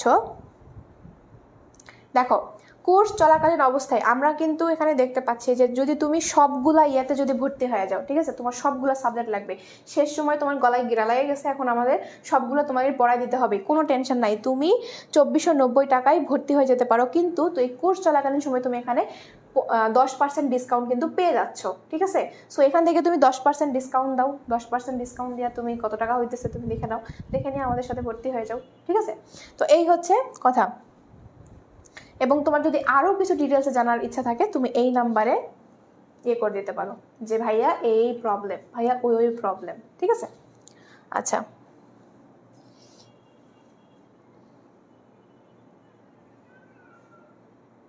তো চতুর্থ অধ্যায় দেখি। চতুর্থ অধ্যায় হচ্ছে আমাদের একটা সিকিউ পড়ি। ফাল্গুন মাসের ভোরবেলায় পাজামা পাঞ্জাবি পরে খালি পায়ে বের হয়ে এলে রাশেদ সতীর্থদের সাথে এক হয়ে সে ধীরে ধীরে চলেছে এক বেদির দিকে। তার হাতে ফুল, মুখে গান আমার ভাই রক্তে রাঙানো। আমার ভাই রক্তে রাঙানো। আমাদের এটা পড়তেই হবে না, জাস্ট এতটুকু পড়লেই বুঝে যাবো যে এটা আসলে ভাষা আন্দোলনের কথা বলছে। ঠিক আছে, তো দেখি যুক্তফ্রন্টের ব্যাখ্যা দাও। যুক্তফ্রন্টটা কি এটা আমরা সকলেই জানি, এটা আসলে ব্যাখ্যা দেওয়ার কিছু নাই। তো হচ্ছে আচ্ছা, কত সালে আওয়ামী লীগ মুসলিম লীগ প্রতিষ্ঠিত হয়? আমরা জানি সকলে যে 1949 সালে আওয়ামী লীগের মুসলিম লীগ প্রতিষ্ঠিত হয়। এবং যুক্তফ্রন্টের ব্যাখ্যা হইতেছে কি, 1954 সালে নির্বাচিত মুসলিম লীগের পরাজিত করে পূর্ব বাংলায় 4টি দল একই হয়ে জোট গঠন করে, তাই যুক্তফ্রন্ট নামে পরিচিত। এবং কোন কোন দল এখানে অংশগ্রহণ করেছে তাদের নাম কিন্তু এখানে দিয়ে দেওয়া হয়েছে। এখন দেখো, এখন হচ্ছে আমাদের গ নাম্বার প্রশ্নতে চলে যাই। উদ্দীপকে বর্ণিত বিষয়বস্তু পাঠ্য বইয়ের কোন ঘটনার সাথে ইঙ্গিত করেছে? আমরা কোন ঘটনাকে ইঙ্গিত করতে পাই? এই গানটা দেখেই তোমরা বুঝতে পারতেছি এটা ভাষা আন্দোলন, তাই না? তো আমরা ভাষা আন্দোলন কি করব, এক কথায় বলে দেবো যে আমরা ভাষা আন্দোলনের সাথে রিলেট করতে পারছি। তারপর ভাষা আন্দোলনে কি কি হয়েছিল, ভাষা আন্দোলনের কেন কি হয়েছে, সেটা আমরা পরের প্যারাতে দিয়ে দেব। তারপরে একদম শেষ প্যারাতে আমরা কি দিব, শেষ প্যারাতে দিব যে হচ্ছে এই জিনিসগুলোর সাথে মিল পাইতেছি, আমরা এইভাবে শ্রদ্ধা জানাই। সো ওনাদেরকে শ্রদ্ধা যেহেতু জানাই এইভাবে, সো এটার সাথে এইভাবে মিল আছে। আমাদের ঘ নাম্বারটা দেখি, বাংলায় জাতীয়তাবাদের চেতনা উন্মেষ ঘটাতে উক্ত ঘটনাটি ছিল তাৎপর্য বিশ্লেষণ করো। আমরা জানি যে সেই সময় যদি ভাষা আন্দোলন না হতো, আমরা কিন্তু সেখান থেকে মানে এই ভাষা আন্দোলনটা মূলত 1971 সালের যেই মুক্তিযুদ্ধ হয় সেটার প্রথম প্রেরণা, ঠিক আছে। এই ভাষা আন্দোলনটা যদি না হতো আমরা কখনোই মুক্তিযুদ্ধটাকে আমাদের দেশকে স্বাধীন দেখতে পাইতাম না। তো এটাই হচ্ছে মূল উদ্দেশ্য, এভাবেই তোমরা এটা ব্যাখ্যা করে দিবা। আচ্ছা, তো আমরা এখন কি করব, আমরা এটার একটু সাজেশনটা নিব, ঠিক আছে। আচ্ছা, এই অধ্যায়ের কারো কোনো কোশ্চেন আছে?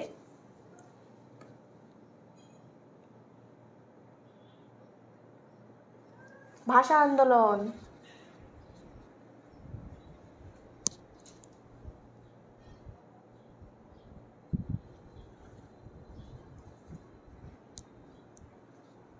এই অধ্যায় থেকে তোমাদের টপিক খুবই সহজ, ঠিক আছে। তোমরা কি করবা, 52 ভাষা আন্দোলনটা একটু পড়ে নিবা। যাদের কাছে খাতা কলম আছে একটু দাগ দিয়ে নাও ভাই। 52 ভাষা আন্দোলন,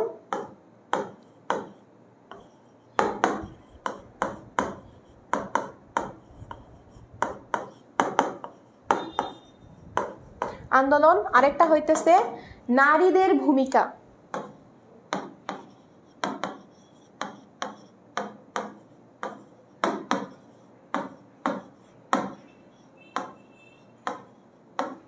এটা হইতেছে এই অধ্যায়ের সবচেয়ে গুরুত্বপূর্ণ পার্ট। এই দুইটা থেকে পড়লে তোমরা সিইউ ইনশাল্লাহ কমন পাবা। আচ্ছা, পরের অধ্যায়ে আমরা চলে যাই।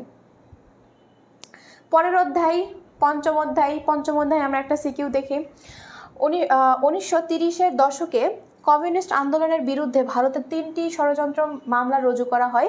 এগুলো হচ্ছে পেশোয়ার ষড়যন্ত্র মামলা, তারপরে ষড়যন্ত্র মামলা, এরপর হচ্ছে মিরাট ষড়যন্ত্র মামলা, তারপর কানপুর ষড়যন্ত্র মামলা। এখন যতগুলো ষড়যন্ত্র হয়েছে, ষড়যন্ত্রের সাথে কিন্তু সিরাজউদ্দৌলা থাকলেও সেখানে কিন্তু মামলা নাই, কিন্তু এখানে যে মামলা আছে, তার মানে আরেকটা যে ষড়যন্ত্রের বিষয়টা আছে সেটা হচ্ছে কি, বঙ্গবন্ধুর সেই ষড়যন্ত্র মামলাটা, ঠিক আছে, যেখানে 35 জন আসামি ছিল। সেটার নাম কি সবাই জানি আমরা, সেটার নাম কি? আপু 26 ব্যাচ সম্পূর্ণ সিলেবাস মনে হয়, 26 ব্যাচের সাজেশন দিবেন না? অবশ্যই তাদের সময় আসলে তাদেরটাও ক্লিয়ার করা হবে, নো টেনশন। তোমরা যদি এখন এই অধ্যায়গুলো সাজেশন নিতে চাও তাহলে এখন তোমরা এই জিনিসগুলো দেখতে পারো। ওকে, হ্যাঁ সুন্দর, কে এটা? মিশু, আগরতলা মামলা, সুন্দর। ওকে, আচ্ছা, বাঁশের কেল্লা কে নির্মাণ করেন? বাঁশের কেল্লা নির্মাণ করেন তিতুমি, সেটা আমরা সকলে জানি। বাংলা বেতার কেন্দ্র ভূমিকা ব্যাখ্যা করো। আমি আগেই বলেছি, ইতিহাসের যতগুলো জায়গায় তুমি দার্শনিক পাবা বা বিভিন্ন আন্দোলন যারা হচ্ছে প্রচার করেছে, প্রচার মাধ্যমগুলা, ঠিক আছে। দ্বিতীয় পত্রের প্রচার যারা করেছে তারা যেমন দার্শনিকরা, তারা অনেক গুরুত্বপূর্ণ। প্রথম অধ্যায়ে এই বেতার কেন্দ্ররা গুরুত্বপূর্ণ, কারণ তারা প্রচার করেছে। সো প্রচারক যারা আছে তাদেরকে বাদ দিবে না, এবং নারী কেন্দ্রিক যারা আছে তাদেরকে বাদ দিবে না। যেমন নারীদের ভূমিকা কখনো বাদ দেওয়া উচিত না। এখন দেখো, উদ্দীপকের মামলার সাথে তোমার পরিচিত কোন মামলার সাথে মিলেছে? আমরা জানি, আমার এই সোনার টুকরা স্টুডেন্টরা বলে দিয়েছে, সেটা হচ্ছে যে আগরতলা মামলা। সো আগরতলা মামলা আমরা এখানে সেই সম্পর্কে ব্যাখ্যা দেব। উক্ত মামলার পরিণতি কি হয়েছিল? পাঠ্য বই আলোকে বিশ্লেষণ করো। কি হয়েছিল? কোনো লাভই হয়নি, বরঞ্চ তাদেরকে পুরা দেশের মানুষ আরো বেশি ভালোবাসছিল, এবং তার পরিপ্রেক্ষিতেই কিন্তু 69-এর গণ অভ্যুত্থান হয়েছিল, ঠিক আছে, এটাই। আচ্ছা, এরপর আমরা 2 নম্বরটা দেখি। মার্কিন যুক্তরাষ্ট্রের অসাংবাদিক প্রেসিডেন্ট আব্রাহাম লিঙ্কনের দাসপ্রথা বিলোপ করে গণতন্ত্রের নবজাগরণের উদ্দেশ্যে গেটিসবার্গ নামক স্থানে এক যুগান্তকারী ভাষণ প্রদান করেন, যা পৃথিবীর ইতিহাসে গেটিসবার্গ অ্যাড্রেস নামে খ্যাত। তার ভাষণের প্রাপ্তিকাল। আচ্ছা, ভাষণের কথা যেহেতু বলেছে, আমাদের বইয়ের ভাষণ কোন জায়গায় আছে বলতো? বঙ্গবন্ধু শেখ মুজিবুর রহমানের 7ই মার্চের ভাষণ। সো এই প্রশ্নটা আসছে 7ই মার্চের ভাষণ থেকে। এত সহজে রিলেট করা যায় ভাই, তুমি চিন্তাও করতে পারবা না, তাই না? তো এখন দেখো, ক নাম্বার প্রশ্নটা যদি বলি, 69-এর গণঅভ্যুত্থানের প্রথম শহীদের নাম কি? অনেকেই পারবা না, এটা আমি জানি, এটা অনেকেই পারবা না। তারপরে দেখি তোমরা কি অ্যান্সার দাও। তোমরা একটু চেষ্টা করো, ক নাম্বারের অ্যান্সারটা দেওয়ার চেষ্টা করো। বাংলা ভাষা আন্তর্জাতিকায়নের ইউনেস্কোর ভূমিকা ছিল প্রশংসনীয়, ব্যাখ্যা করো। এটা কষ্ট করে একটু মুখস্থ করে নিতে হবে, এটা অনেকেরই মুখস্থ নাই, ঠিক আছে। এটা ইতিহাস প্রথম পত্র। উদ্দীপকে আব্রাহাম লিঙ্কনের ভাষণের সাথে বঙ্গবন্ধু শেখ মুজিবুর রহমানের ভাষণের মিল ছিল, এটা আমরা সকলেই জানি। উদ্দীপকের ভাষণটির ন্যায় বাংলা মহান নেতার ভাষণটি ছিল একটি দিক নির্দেশনামূলক এবং চেতনা উদ্দীপ্ত, যার কারণে আমরা এই আমাদের স্বাধীন দেশটা পেয়েছি। এটা আমাদেরকে একটু তখন বঙ্গবন্ধুর জন্য একটু প্রশংসা লিখতে হবে, যদিও বা লিখতে ভালো লাগবে না, কিন্তু লিখতে হবে, কিছু করার নাই, একটু সুন্দর করে লিখে চলে আসবা। তো এই অধ্যায়ের সাজেশন কে কে চাচ্ছ বলো, কে কে চাচ্ছ এই অধ্যায়ের সাজেশন লিখে দেই, বলো কে কে চাচ্ছ। রফিক হবে ম্যাম, এই কি দেখে ফেলছে নাকি রে? 69-এর প্রথম শহীদের নাম হচ্ছে আসাদুজ্জামান, আসাদুজ্জামান, আসাদুজ্জামান। 52 সালের না, মানে 1952 সালের না, 69-এর। ওকে, এই অধ্যায় সাজেশনটা নেওয়ার জন্য রেডি সবাই?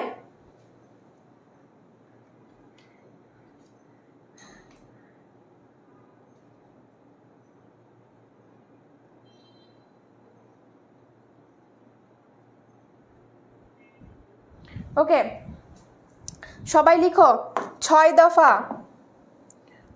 আচ্ছা, আমি লিখে না দিই, তোমরা লিখো 6 দফা, আগরতলা মামলা এবং 7ই মার্চের ভাষণ, ঠিক আছে। এই তিনটা হচ্ছে অনেক বেশি গুরুত্বপূর্ণ, এবং 69-এর গণঅভ্যুত্থান এটাও তোমাদের জন্য গুরুত্বপূর্ণ, ঠিক আছে। এই কয়টা জিনিস একটু লিখে নিবা, কারণ সময় কম।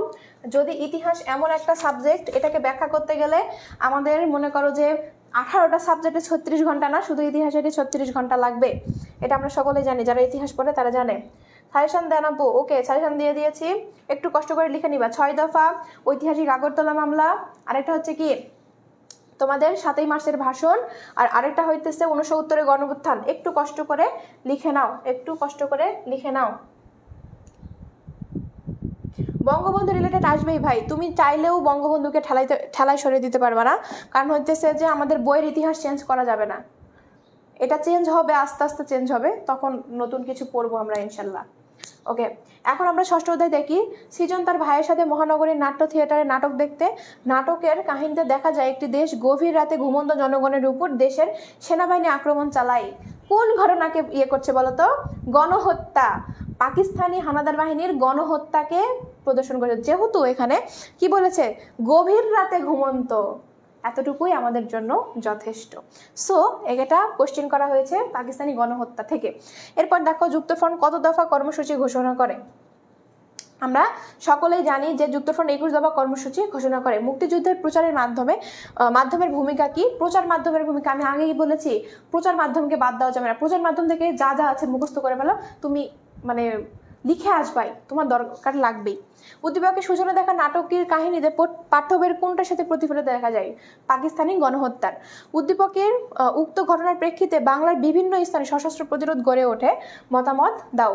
কি কোন কোন জায়গায় বলো তো আমাদের যে প্রতিরোধ বাহিনীটা গড়ে ওঠে? বিভিন্ন মুক্তি বাহিনী, বিভিন্ন হচ্ছে ধরো যে আছে না, তোমাদের মুক্তি বাহিনী সম্পর্কে যা যা জানো লিখে চলে আসবা, ঠিক আছে। ওকে, এই অধ্যায়ে সাজেশন লাগবে দিতে হবে না, এমনি পড়া হয়ে যাবে?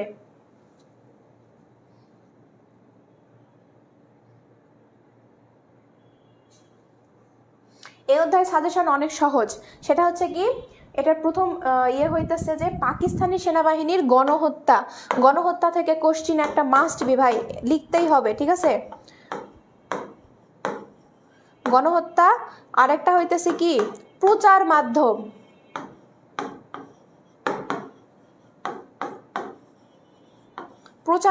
একটু কষ্ট করে লিখে নাও, ঠিক আছে। আর তোমরা যদি চাও যে আপু আরো পড়বো, তাহলে তোমরা মুজিবনগরের শপথ অনুষ্ঠানটা একটু পড়তে পারো, যাতে করে কোনো রিস্ক না হয়। ওকে, এইটাই কমপ্লিট। এরপরে আমরা 8ম অধ্যায়টা দেখবো, এবং এটা হচ্ছে আমাদের প্রথম পত্রের লাস্ট অধ্যায়, যদিও বা অনেক সময় কিল করে ফেলছি তোমাদেরকে প্রথমে অধ্যায় বুঝাইতে যায়।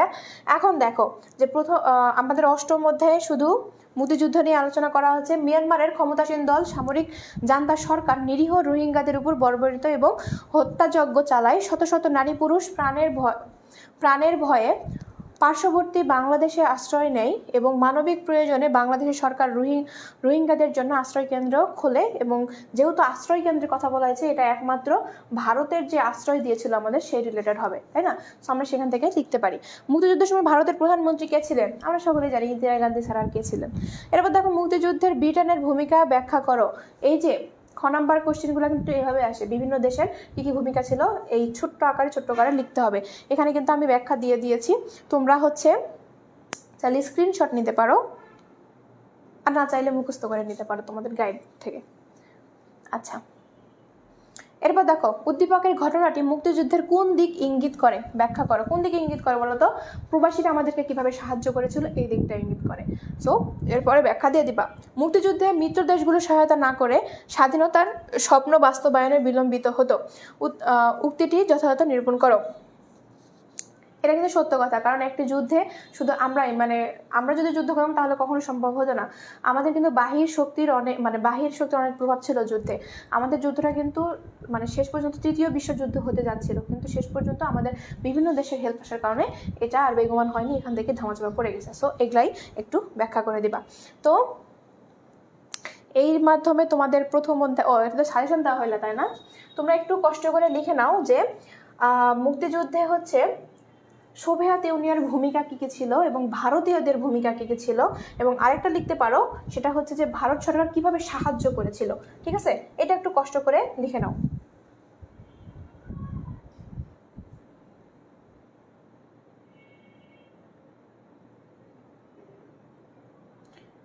ওকে ওকে ওকে,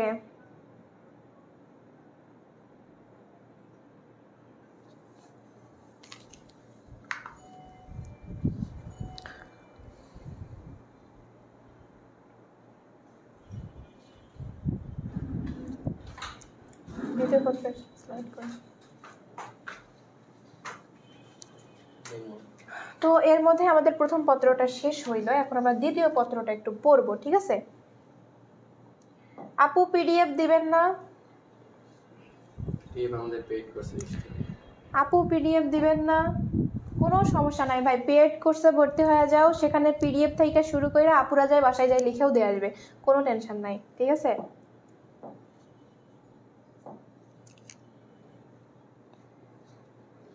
ওকে। সবাই একটু এই সময়ের মধ্যে একটু ক্লাসটাকে শেয়ার করি, ঠিক আছে? আবার একটু শেয়ার করে দেই, ক্লাসটাকে একটু শেয়ার করি।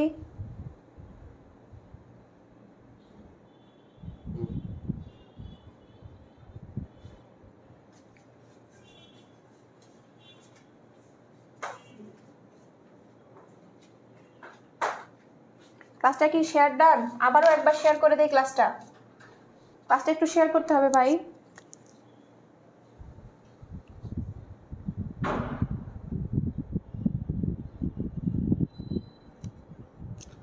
আমরা কি শেয়ার কমপ্লিট? শেয়ার কি ডান আমাদের? শেয়ার শেয়ার শেয়ার চাই, শেয়ার। এতগুলা গিফট, ও মাই গড, দেখলেই ভাল লাগে। তোমাদের গিফটগুলো দেখে মাঝে মধ্যে মনে হয় আমরা একটু স্টুডেন্ট হইতে পারলে কতই না ভালো হইতো। শেয়ার অ্যান্ড মেনশন চাই ভাই, একটু দ্রুত শেয়ার করে দাও এবং দ্রুত মেনশন করে দাও তোমার ফ্রেন্ডদেরকে। ওকে, যাদের ফ্রেন্ড নাই তারা আমাকে মেনশন করো, ওকে? তারপরও মেনশন কর ভাই তোরা। শেয়ার ডান আপু। মাত্র 20টা শেয়ারে কাজ হবে না ভাই, আরো শেয়ার লাগবে। এইটা ভুল কথা, শেয়ার করলে কেউ কখনো ব্লক মারে না, এটা ভুল কথা। ওকে, আমি কেন শেয়ার করতে বললাম? শেয়ার করতে বলার কারণ হইতেছে ইতিহাস দ্বিতীয় পত্র সবার সমস্যা। এমন একটা পাবলিক দেখাও যার ইতিহাস আছে, কিন্তু ইতিহাস দ্বিতীয় পত্র সমস্যা না, সবার সমস্যা, এটা আমি জানি। সো এই জন্যই বললাম।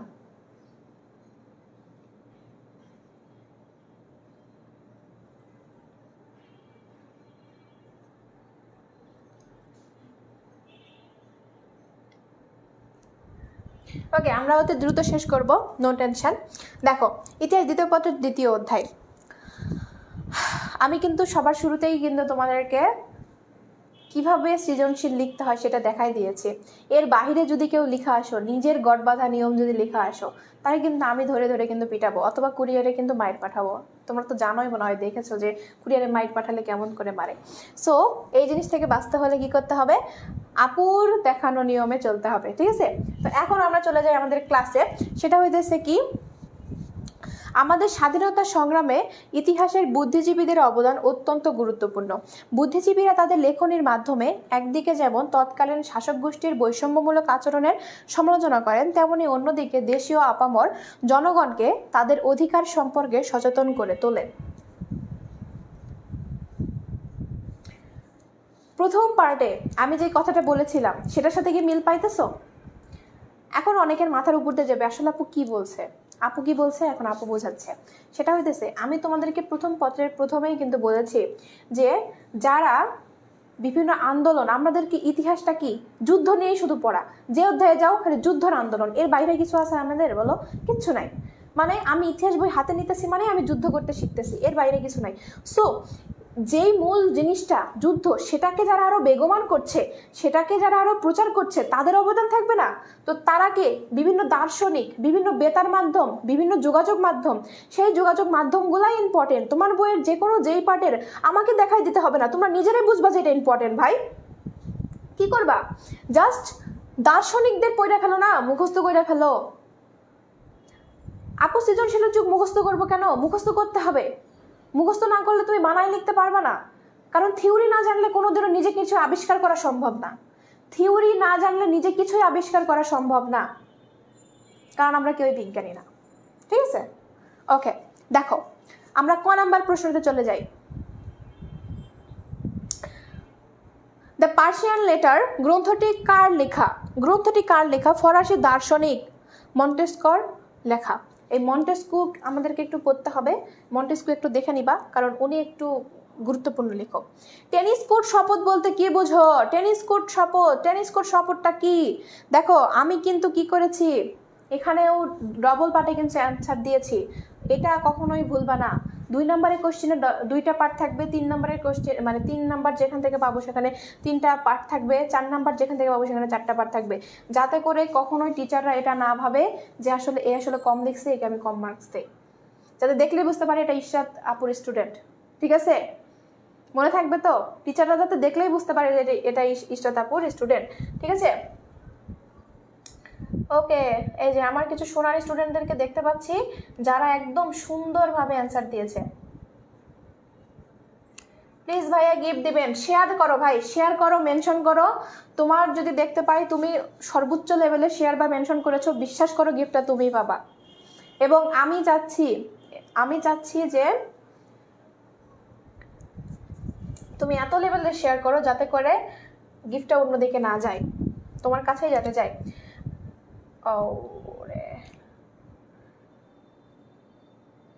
পরীক্ষায় নিজে যুদ্ধ আবিষ্কার করে আসি, ওই জন্য মার্কসও পাও যুদ্ধ পাওয়ার মতোই, মনে করে যে দাঁত ভাঙ্গা, এটা কখনো করা ঠিক না। আচ্ছা দেখি, ফ্রান্সের সমাজের ৩য় শ্রেণীর সদস্যরা এস্টেট জেনারেল অধিবেশনের অংশগ্রহণ করে বঞ্চিত হয়ে একটি টেনিস কোর্টে মিলিত হলে এই শপথ গ্রহণ করেন। ১৭৮৯ সালে ২০ জুন গৃহীত এই শপথ টেনিস কোর্ট ওথ নামে পরিচিত। টেনিস কোর্ট শপথ বলা হয় ফ্রান্সের জন্য একটি নতুন সাংবিধানিক প্রণীত না হওয়া পর্যন্ত ৩য় শ্রেণীর ঘোষিত জাতীয় সভা বলবদ্ধ থাকবে, সেখানে এই সভা বসবে, সেখানে তা বৈধ বলে ঘোষণা করা হবে। এটাই হচ্ছে টেনিস কোর্টের শপথ। মূলত এখানে বলা হয় যে তারা যখন তৃতীয় স্টেটের যে সদস্যরা ছিল, তারা যখন বিভিন্ন আন্দোলনে রাজার কাছে যায়, তখন রাজা তার সাথে যোগাযোগের সব মাধ্যম বন্ধ করে দেয়, দরজা থেকে শুরু এভরিথিং বন্ধ করে দেয়। তখন তারা একটা টেনিস কোর্ট নামের একটা জায়গায়, মানে টেনিস খেলার একটা জায়গায় গিয়ে তারা মূলত কি করে, সেখানে তারা আলোচনা সভা করে, সেই আলোচনা সভাটাকে মূলত টেনিস কোর্টের শপথ বলা হয়। এতটুকুই, ওকে? আচ্ছা,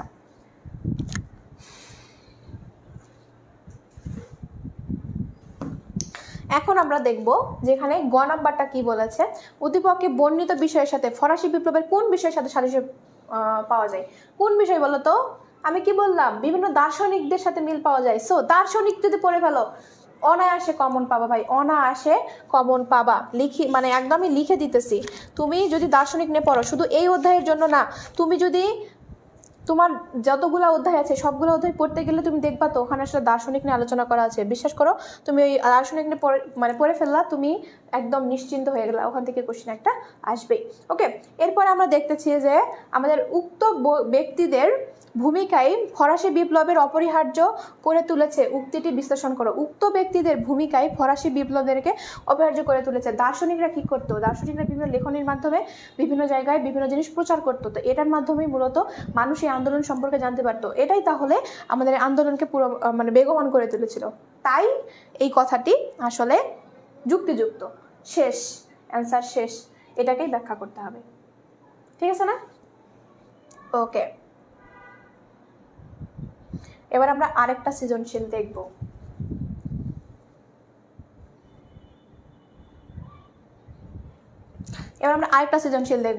দেখো, করাষ্ট্রের রাজা তার রাজ্যের আধুনিকায়ন করেন। নিজের দেশকে বিশ্বের সর্বোচ্চ আসনে অধিষ্ঠিত করার জন্য তিনি বিভিন্ন পদক্ষেপ নেন। বিভিন্ন সংস্কার কার্যক্রমের ফলে দেশের অর্থনৈতিক ক্ষেত্রে ব্যাপক অগ্রগতি সাধিত হলেও কিছু ভুল পদক্ষেপের কারণে শেষ অবধি তিনি ব্যর্থ হন। তা সত্ত্বেও তাকে ইতিহাসের শ্রেষ্ঠ বীর হিসাবে ঘোষণা করা হয়। আমাদেরকে এখানে একটা, আচ্ছা রবিউল কি উপস্থিত আছো? রবিউল, আমার এই লাইভটা কি রবিউল ইসলাম দেখতেছো? রবিউল ইসলাম আমার পেইড ব্যাচের স্টুডেন্ট, ও থাকলে দেখতে পারতা। প্রত্যেকটা অধ্যায়ের নায়কগুলোর মুখস্থ, ঠিক আছে? ওই অধ্যায় থেকে এই নায়ক, ওই অধ্যায় থেকে এই নায়ক, ও মনে করে লিস্ট কইরা কইরা পাঠাই দেয়। যখনই যে অধ্যায় পড়ানো হয় ও সবার আগে আসসালামু আলাইকুম আপু কেমন আছেন, এই অধ্যায়ের নায়ক এটা। ঠিক আছে? আমি তোমাদেরকে বারবার বলি যে ইতিহাসের দ্বিতীয় পত্রের প্রত্যেকটা অধ্যায়ে প্রত্যেকটা মনে করো যে একটা আলাদা আলাদা নায়ক আছে। নায়কগুলা তোমরা শুনতে, মানে প্রত্যেকটা নায়কই আসলে গুরুত্বপূর্ণ। সো এই নায়কগুলোর জীবনে পড়ে নিবা এবং সে কি কাজ করেছে, কোন কোন কাজ সংস্কারমূলক কাজ করেছে, এতটুকু পড়লে তুমি পরীক্ষায় নিশ্চিত কমন পাবা। আমি লিখে দিতেছি। সো গুরুত্বপূর্ণ এটা। দেখো, আমি রাষ্ট্র উক্তিটি কার? আমি রাষ্ট্র, এই যে অ্যান্সার দিয়ে দিছে আমার সোনার স্টুডেন্টরা। ফ্রান্সের চতুর্দশ লুই, কিউট স্টুডেন্ট, যারা যারা অ্যান্সার দিয়েছো অলরেডি। আমি এতগুলোর নাম বলতেও পারছি না, আসলে কি বলবো, এতগুলো পড়তে গেলে আমার সময় থাকবে না। আপু সৃজনশীল না পড়িয়ে সাজেশনগুলো দিয়ে দেন কেন? সৃজনশীল কি ভালো লাগছে না?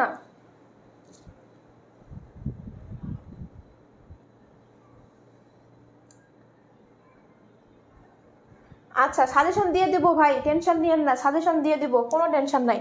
দেখো, ফরাসি বিপ্লবের মূল মন্ত্র কি ছিল? ফরাসি বিপ্লবের মূল মন্ত্র কি ছিল? কে বলতে পারবে? খ নাম্বার প্রশ্নটা কে বলতে পারবে?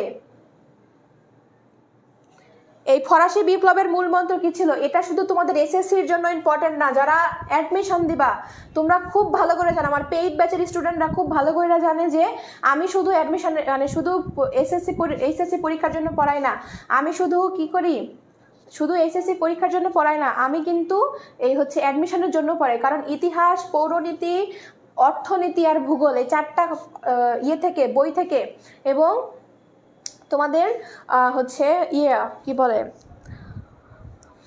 সমাজ বিজ্ঞানের কিছু কিছু পার্ট থেকে, মানে পার্ট বা অধ্যায় থেকে তোমাদের অ্যাডমিশনে কোশ্চেন আসবে। তখন কি করবা ভাই? তখন তো কিছু করার নাই। সো এই জিনিসগুলো কিন্তু আপু ভাইয়ারা এখনই দেখাই দিতেছে। সো এখনই দ্রুত ভর্তি হয়ে যাও। তোমাদের এখনই এই চারটা সাবজেক্ট, তোমার যে চারটা মানবিকের সাবজেক্ট আছে, মানবিক চারটা সাবজেক্টের মধ্যে যদি অ্যাডমিশন আসার মতো কোনো সাবজেক্ট থেকে থাকে, তো সেই সাবজেক্ট যদি এখনই কমপ্লিট হয়ে যাও, তাহলে তুমি কি করবা? যখন তোমার অ্যাডমিশন শুরু হবে তখন তুমি শুধু পায়ের উপর পা তুলে দেখবা কে পড়তেছে না পড়তেছে, তুমি শুধু তদারকি করবা। মানে তুমি তো এক্সপার্ট, আপুরা আগেই তোমাকে রেডি করে দিছে, ভাইয়ারা আগেই তোমাকে সবকিছু শিখাই দিছে। সো তোমার তো আর কোনো টেনশন নাই, রিভিশন দিবা, পরীক্ষা দিতে নিশ্চিন্তে চলে যাবা। এই তুই কি লিখছিস, আমি এত কিছু লিখে এসেছি, শেষ। ওকে, আচ্ছা, তো আমরা এগুলো আসলে জানি, তো জানি যেহেতু সেহেতু আমরা কি করব, আমরা একটু এই অধ্যায় সাজেশনটা একটু নিয়ে নিই। ঠিক আছে, সাজেশনটা নিয়ে নিচ্ছি, সবাই একটু দাগ দিয়ে নাও।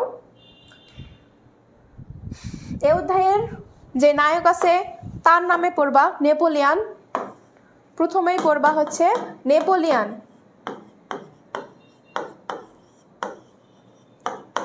নেপোলিয়ান। দ্বিতীয়টা হইতেছে দার্শনিক। দার্শনিক যারা যারা আছে,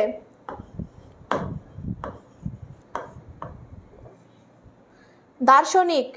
আর আরেকটা হইতেছে ফরাসি বিপ্লবের ঘটনা প্রবাহ, মানে ঘটনা প্রবাহ, যে ঘটনাটা ঘটেছিল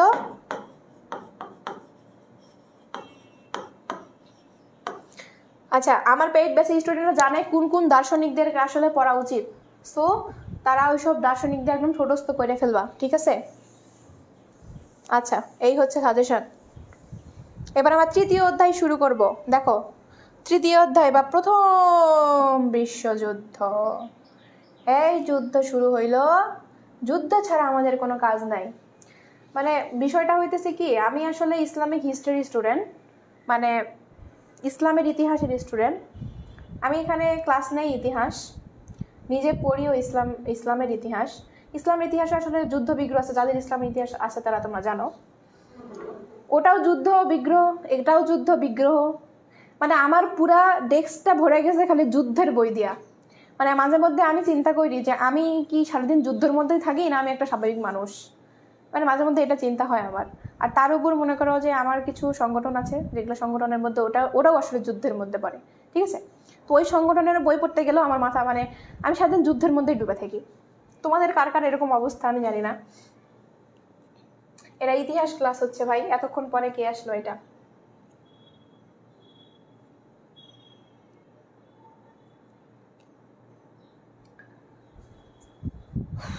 আবার হারাইছে শালা ফোন রে।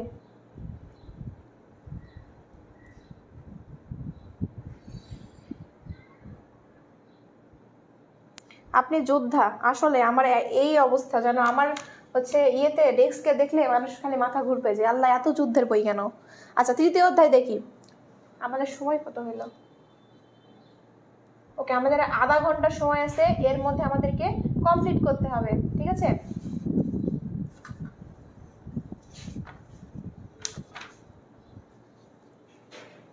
ওকে, অতি দ্রুত আমরা শেষ করব। তৃতীয় অধ্যায়, আলমগড় নগর ইউনিয়নের 2টি গ্রামের মধ্যে ব্যাপক সংঘর্ষ হয়, এতে 2টি গ্রামের ব্যাপক ক্ষয়ক্ষতি হয়। আমরা জানি দ্বিতীয় অধ্যায়ে দ্বিতীয় পত্রে আমাদের 2টা যুদ্ধের কথা আছে, কিন্তু কোন যুদ্ধটাকে টার্গেট করছে আমরা এখন সেটা দেখব।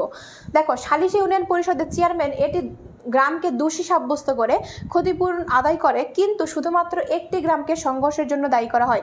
মানে একটি জিনিসকে যখন উদ্দেশ্য করছে বা একটি জিনিসকে দায়ী করতেছে, তার মানে আমরা কি বুঝাই? আমরা প্রথম বিশ্বযুদ্ধে কিন্তু দেখতে পাই ভার্সাই সন্ধিতে কিন্তু একটি দেশকেই কিন্তু ইয়ে করা হয়েছিল, সেটা হচ্ছে কি বলতো? কোন দেশকে? জার্মানিকে কিন্তু মানে একটাই শুধু দেশকে, মানে তারাই ইন্ধন জুগিয়েছে, তারাই যুদ্ধ ইয়ে করেছে, এজন্য তাকে শুধু মানে দায়ী করা হচ্ছিল। সো এই জিনিসটা দ্বারা আমরা প্রথম বিশ্বযুদ্ধকে কিন্তু ইঙ্গিত বুঝতে পারি। এখন দেখো যে হিটলারের গোপন বাহিনীর নাম কি? নৎসি বাহিনী। আমরা সকলে জানি নৎসিবাদ বলতে কি বুঝো? নৎসিবাদ বলতে কি বুঝো? দেখো, নৎসিবাদ হচ্ছে জার্মানির মহানায়ক অ্যাডলফ হিটলারের নিন্দিত সর্বাত্মকবাদী মতবাদ। নৎসিবাদ বলতে হিটলার তার দল নৎসি পার্টির প্রণীত আদর্শ ও শাসন ব্যবস্থাকে বোঝায়। জার্মানিতে উগ্র জাতীয়তাবাদ নৎসি পার্টি নির্বাচনের জিতে স্বৈরতান্ত্রিক শাসন ব্যবস্থা চালু করে। এই দলকে আদর্শের মধ্যে ছিল ফাঁসিবাদ, বর্ণবাদ, তারপর হচ্ছে ইহুদি বিদ্বেষ ইত্যাদি। বিশেষ করে দ্বিতীয় বিশ্বযুদ্ধের পর থেকে বিশ্বের এটি একটি ঘৃণ্য মতবাদ হিসাবে চিহ্নিত। এরপর দেখো, উদ্দীপকের চেয়ারম্যানের সালিশ শেষে তোমার পাঠ্যবই কোন ঘটনার সাথে মিলে যায়? ভার্সাই সন্ধির সাথে মিলে যায়, কারণ আমরা জানি সেখানে একটা দেশকেই মূলত দায়ী করা হয়েছিল, এখানে একটা গ্রামকে দায়ী করা হয়েছে। উক্ত ব্যবস্থা বিশ্বের শান্তি নয়, আরেকটি যুদ্ধের ক্ষেত্র তৈরি করেছিল। দ্বিতীয় বিশ্বযুদ্ধের কিন্তু ক্ষেত্র তৈরি করেছিল প্রথম বিশ্বযুদ্ধ, এটা আমরা জানি এবং বুঝতে পারি। তার কারণ হচ্ছে প্রথম বিশ্বযুদ্ধের মানে প্রতিবাদ বা প্রথম বিশ্বযুদ্ধের থেকে যে ক্ষতিটা হয়েছিল জার্মানি, সেখান থেকে বের হয়ে আসার চেষ্টা করেছিল দ্বিতীয় বিশ্বযুদ্ধে মূলত, কিন্তু লাভ হয়নি, ঠিক আছে? তো এই হচ্ছে আমাদের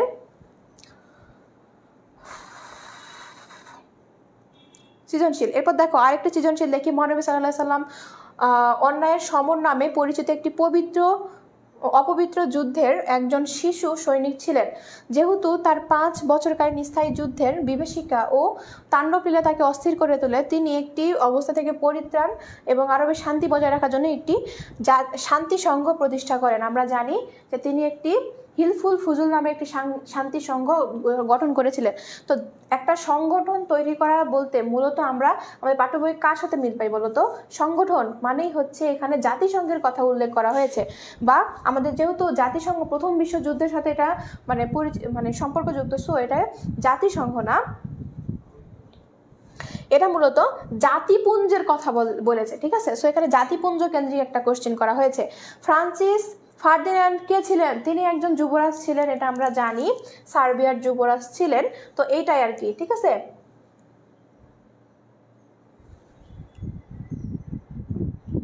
ভাই শেয়ার কর, পুরস্কারটা অন্য কারো হাতে দিস না, নিজেরাই নিয়ে আনে। হ্যাঁ, অস্ট্রেলিয়ার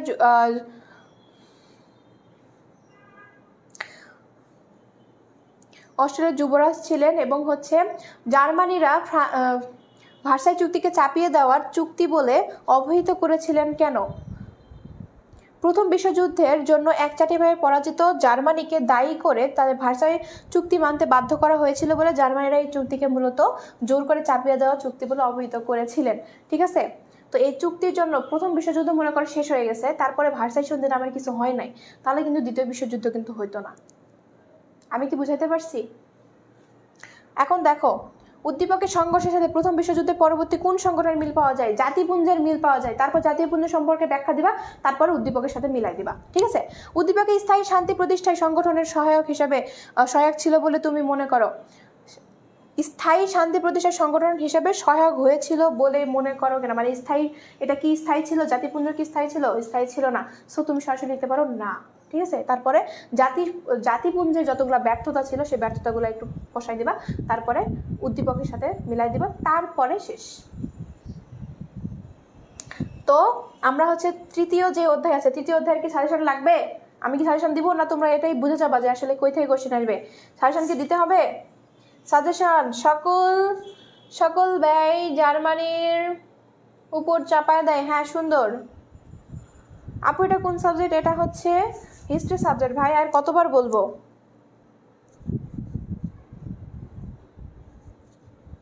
ওকে, এখান থেকে মূল সাজেশন হইতেছে তোমাদের প্রথম বিশ্বযুদ্ধের ঘটনা প্রবাহটা পড়বা, ভার্সাই সন্ধিটা পড়বা, ঠিক আছে, এবং লিগ অফ নেশন জাতিপুঞ্জ সম্পর্কে পড়বা। এই তিনটা পড়লেই এনাফ, আর কিছু লাগবে না। কি? ঘটনা প্রবাহ, জাতিপুঞ্জ সম্পর্কে পড়বা, আর আরেকটা হচ্ছে ভার্সাই সন্ধি সম্পর্কে পড়বা। শেষ এ অধ্যায়, প্রথম বিশ্বযুদ্ধ শেষ। যাদের কঠিন মনে হয় তাদের শুধু এই তিনটা পার্ট পড়বা ভাই, তিনটা পার্ট পড়লেই শেষ, আর লাগবে না। চতুর্থ অধ্যায়, পাকিস্তান আমলে বাংলার কৃষক শ্রমিক সহ সকল স্তরের জনগণ সম্মিলিত অংশগ্রহণে একটি সর্বাত্মক জনযুদ্ধ হয়। এই যুদ্ধ ছিল শোষণের বিরুদ্ধে এবং বৈষম্যহীন সমাজ প্রতিষ্ঠার জন্য। বঙ্গবন্ধু শেখ মুজিবুর রহমান 7 মার্চের এই যুদ্ধের মুখ্য ভূমিকা পালন করেন। আচ্ছা, ভার্সাই নগরী কোথায় অবস্থিত? ভার্সাই নগরী কোথায়? এটা হচ্ছে ইউরোপের ফ্রান্স শহরে, ঠিক আছে, ফ্রান্সে অবস্থিত। নৎসিবাদ কি? এটা আমি আগে ব্যাখ্যা করেছি। উদ্দীপকের ঘটনাটির সাথে ইউরোপের কোন ঘটনার সাথে মিল রয়েছে? বলতো উদ্দীপকের এই ঘটনার সাথে ইউরোপের কোন ঘটনার সাথে মিল রয়েছে? কে বলতে পারবে? উদ্দীপকের এই ঘটনার সাথে মূলত আমাদের মিল রয়েছে বলশেবিক বিপ্লবের, ঠিক আছে, বলশেবিক বিপ্লবের। উদ্দীপকের নেতৃত্বের ন্যায় উক্ত ঘটনাটির নায়কের ভূমিকা লিখো। এই নায়কের নাম কি বলতো? বলশেবিক বিপ্লবের ভ্লাদিমির লেনিন। এইটা এখান থেকে তোমাদের কোশ্চেন একটা আসবেই।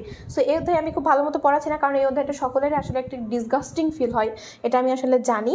সো আমি এটা নিয়ে এত বেশি আলোচনা করছি না। তোমরা জাস্ট লেনিন এবং বলশেবিক বিপ্লব নিয়ে জাস্ট এতটুকু, এই প্যারাটা জাস্ট একটু মুখস্থ করে নেবা, দেখবে এখান থেকে যদি লেখার ইচ্ছা থাকে বলশেবিক বিপ্লব, তাহলে করবা। আমি ব্যক্তিগতভাবে মতামত পোষণ করছি যে বলশেবিক বিপ্লব থেকে কেউ কোশ্চেন আসলে লিখবা না, কারণ হইতেছে এটা একটা জঘন্য সাবজেক্ট, মানে জঘন্য হচ্ছে অধ্যায়, ঠিক আছে। এই অধ্যায় থেকে কোশ্চেন আসলে আসলে মাথা গুলা যায় যে কই থেকে আসছে, কি আসছে, কিচ্ছু বোঝা যায় না। ওকে, পঞ্চম অধ্যায়, অঞ্চলের রাজা ছিলেন দুর্বল প্রকৃতির, সেখানে বুর্জুয়া ও পুঁজিবাদী নতুন এক অর্থনৈতিক ব্যবস্থাকে সমর্থন করেননি, ফলে তারা এক বিদ্রোহ নেতার সাহায্য কামনা করে, তারা সফল হয়।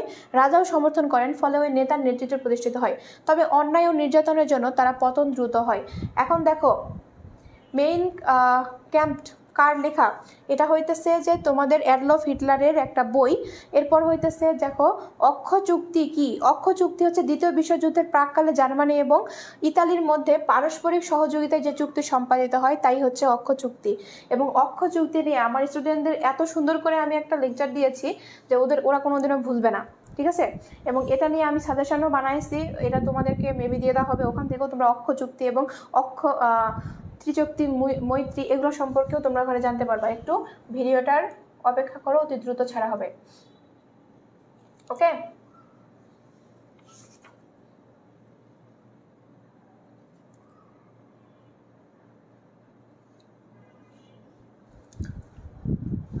ওকে। এরপর দেখো গ নাম্বার প্রশ্ন, উদ্দীপকের নেতার ন্যায় তোমার পাঠ্য বইয়ের কোন নেতার সাথে মিল পাওয়া যায়? অবশ্যই অ্যাডলফ হিটলার। হিটলার ছাড়া কোনো কথা নাই। হিটলার পড়বো, হিটলার অ্যান্ড হিটলার, হিটলার ছাড়া কিছু নাই। আমি চোখ খুললেই দেখতে পাই হিটলার, চোখ বন্ধ করলেও দেখতে পাই হিটলার, হিটলার ছাড়া লাইফে কিছু নাই। সো হিটলার পড়বো শুধু। উদ্দীপকের নেতার পতনের জন্য কোন কারণগুলো দায়ী ছিল? হিটলারের পতনের জন্য কোন কোন বিষয় দায়ী ছিল সেটা সকলেই জানি, সেটার সাথে জাস্ট এগুলা রিলেটেড করে দিবা, তাহলেই অ্যান্সার হয়ে গেছে। ওকে, এবার দেখো মিয়ানমারের স্বৈরশাসক থান সুয়ে ক্ষমতা দখল করে মানুষের বাক শক্তি খর্ব করেন। তিনি রাজনৈতিক দল নিষিদ্ধ করে বিরোধী নেতাকর্মীদের গ্রেফতার করেন, সরকারি বিরোধী সব পত্রিকা বন্ধ করে দেন, দেশে একদলীয় শাসন ব্যবস্থা প্রতিষ্ঠা করেন। ফ্যাসিও কথাটির অর্থ কি? ফ্যাসিও কথাটির অর্থ হইতেছে বল বা শক্তি। অক্ষ শক্তি কি বুঝিয়ে লেখো। উদ্দীপকের থান শোয়ের কর্মকাণ্ডের সাথে পাঠ্য বইয়ের কোন শাসকের মিল পাওয়া যায়? কোন শাসক বলো তো?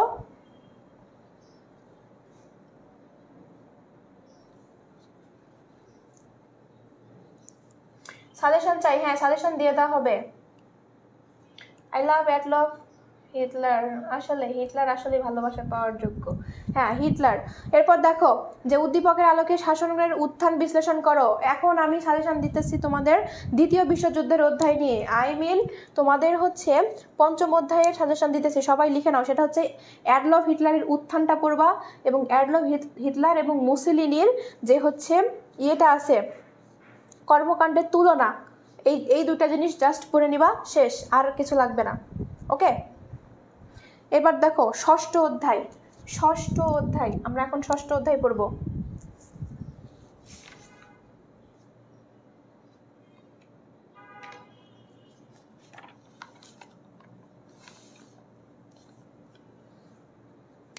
আমরা এখন ষষ্ঠ অধ্যায় পড়ব, সবাই রেডি? আর কত চিল্লাবো, একটু পানি খাই।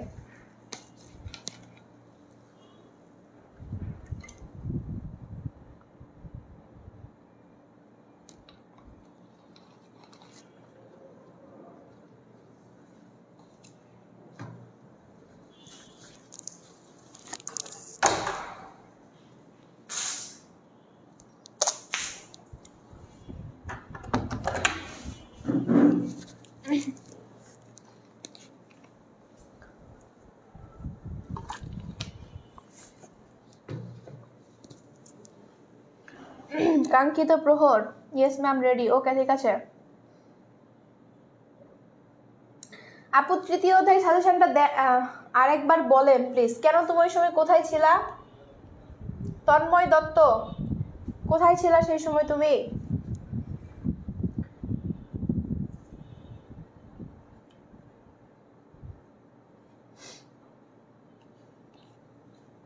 আচ্ছা দেখো ষষ্ঠ অধ্যায় নিয়ে আমাদের হচ্ছে পড়ার মূল বিষয় হচ্ছে জাতিসংঘ এবং বিশ্ব শান্তি। তোমরা এই অধ্যায়টা কখনোই মিস দিবা না। এই অধ্যায় থেকে কোশ্চেন আসছে, লিখবাই। অনেকে আছো বলসেবিক অধ্যায় পছন্দ করে না, অনেকে আছো যে তোমরা হচ্ছে পছন্দ করো না, দ্বিতীয় বিশ্বযুদ্ধ পছন্দ করো না। তোমাদেরকে আমি বলবো না প্রত্যেকটা অধ্যায় থেকেই তোমরা লিখো, আমি এটা কখনোই বলবো না। তোমরা কি করবা, অ্যাটলিস্ট 4টা অধ্যায়, একটু 4টা অধ্যায় কষ্ট করে পড়ে যাবা, এখান থেকে তোমরা 7টা সিকিউ কমপ্লিট করে আসতে পারবা ভাই, আমি নিশ্চিত, মানে তোমাদেরকে একদম গ্যারান্টি দিতেছি। ঠিক আছে, শর্ট সাজেশান মানে সিলেবাস শর্ট থাকার যে কত বড় ফজিলত, এটা আসলে আমি তোমাদেরকে বলে বোঝাইতে পারবো না। আমি হচ্ছে আমার সময়, ঠিক আছে, আমার সময় কিন্তু শর্ট সাজেশান ছিল, এবং প্রথম শর্ট সিলেবাসে পরীক্ষা আমরা দিয়েছি। তো সেই সময় আমার এখনও মনে আছে, আমি লাস্ট যে পরীক্ষাটা দিয়েছিলাম সেই পরীক্ষার মানে পড়ার প্রতি এতটা এনার্জি লস হয়ে গেছিলো। যদিও বা আগে পড়া ছিল, আগে আমি রাত দিন এক করে পড়ছি, কিন্তু লাস্ট দিন পরীক্ষার আগে এসে আমার এমন অবস্থা হয়েছিল যে পরীক্ষা দিয়ে আসছি, আসার পরে ওই যে বেডে শুয়ে পড়ছি, আমি আর উঠি না। আমার রুমমেট আমার ডাকতেছে, কিরে তোর কালকে পরীক্ষা, তুই উঠ, করবি না। ও পড়তেছে, বাট আমার পড়তে ইচ্ছা হচ্ছিল না। তো আমি কি করেছি, আমি জাস্ট হচ্ছে উঠছি, ওঠার মানে ঘুম থেকে মানে বেড থেকে উঠছি, উঠে মানে একটা অধ্যায় ফুল পড়েছি, আরেকটা অধ্যায়ের লাস্টের খালি মনে করো, একটা অধ্যায়ের মনে করো যে লাস্টের মানে অর্ধেকের একটু কম পড়েছি। ঠিক আছে, প্রথম থেকেও পড়ি নাই, ওইটা পড়াই আমি পরীক্ষা দিয়ে আসছি, তারপরে ওই অধ্যায় আমি মানে ওই সাবজেক্টে আমি প্লাস পাইছি। সো পড়াশোনা এরকম থাকা উচিত, ঠিক আছে, যাতে করে তোমার যদি আগ্রহ না কাজ করে কিন্তু তোমার যাতে কলম যাতে মানে না থামে, ঠিক আছে। ওকে, মানব সভ্যতার শুরু থেকে শান্তি ও নিরাপত্তা রক্ষার্থে আন্তর্জাতিক সংস্থা গঠনের চিন্তাভাবনা করে চলেছে মানুষ। একমাত্র 2 দশক সময়ের ব্যবধানে 2টি মানব সভ্যতার ধ্বংসী যুদ্ধ মানুষের মনে গভীরভাবে রেখাপাত করেছিল, ফলে 20 শতকের মধ্যভাগে একটি বৃহৎ আন্তর্জাতিক সংস্থার জন্ম হয়। এখন দেখো, রুজভেল্ট কোন দেশের প্রেসিডেন্ট ছিল? আমরা সকলে জানি কোন দেশের প্রেসিডেন্ট ছিল। এখন আমাদেরকে, আপু অনার্স কোন ইয়ারে? আমি অনার্স সেকেন্ড ইয়ারে ভাই। মূলত আমি অনার্স থার্ড ইয়ারে হইতাম, কিন্তু 1 বছর লস দিয়ে এখন আমি সেকেন্ড ইয়ারে, ঠিক আছে।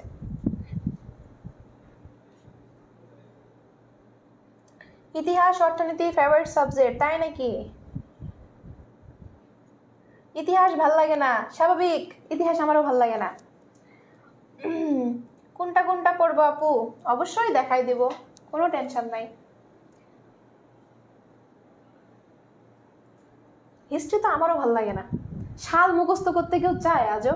তারপরও সাল মুখস্থ করতে হয়। আর আমি পড়ে গেছি এমন বিপদে যে আমার নিজের পড়া সাবজেক্ট, পড়ানোর সাবজেক্ট, সব কিছুই খালি সালের মধ্যে সীমাবদ্ধ।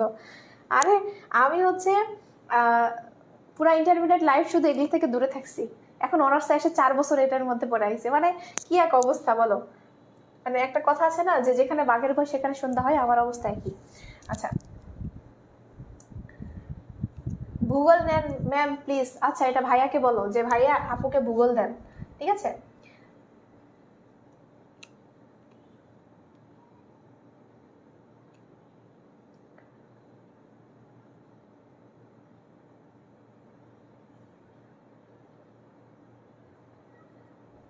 কোন 4টা অধ্যায় আপু বলেন? অবশ্যই বলে দিব, কোনো টেনশন নাই, কোনো টেনশন নাই। আমি এটা ক্লাসের শেষে অবশ্যই বলে দিব, এবং এটার জন্য আমার আরও শেয়ার লাগবে ভাই।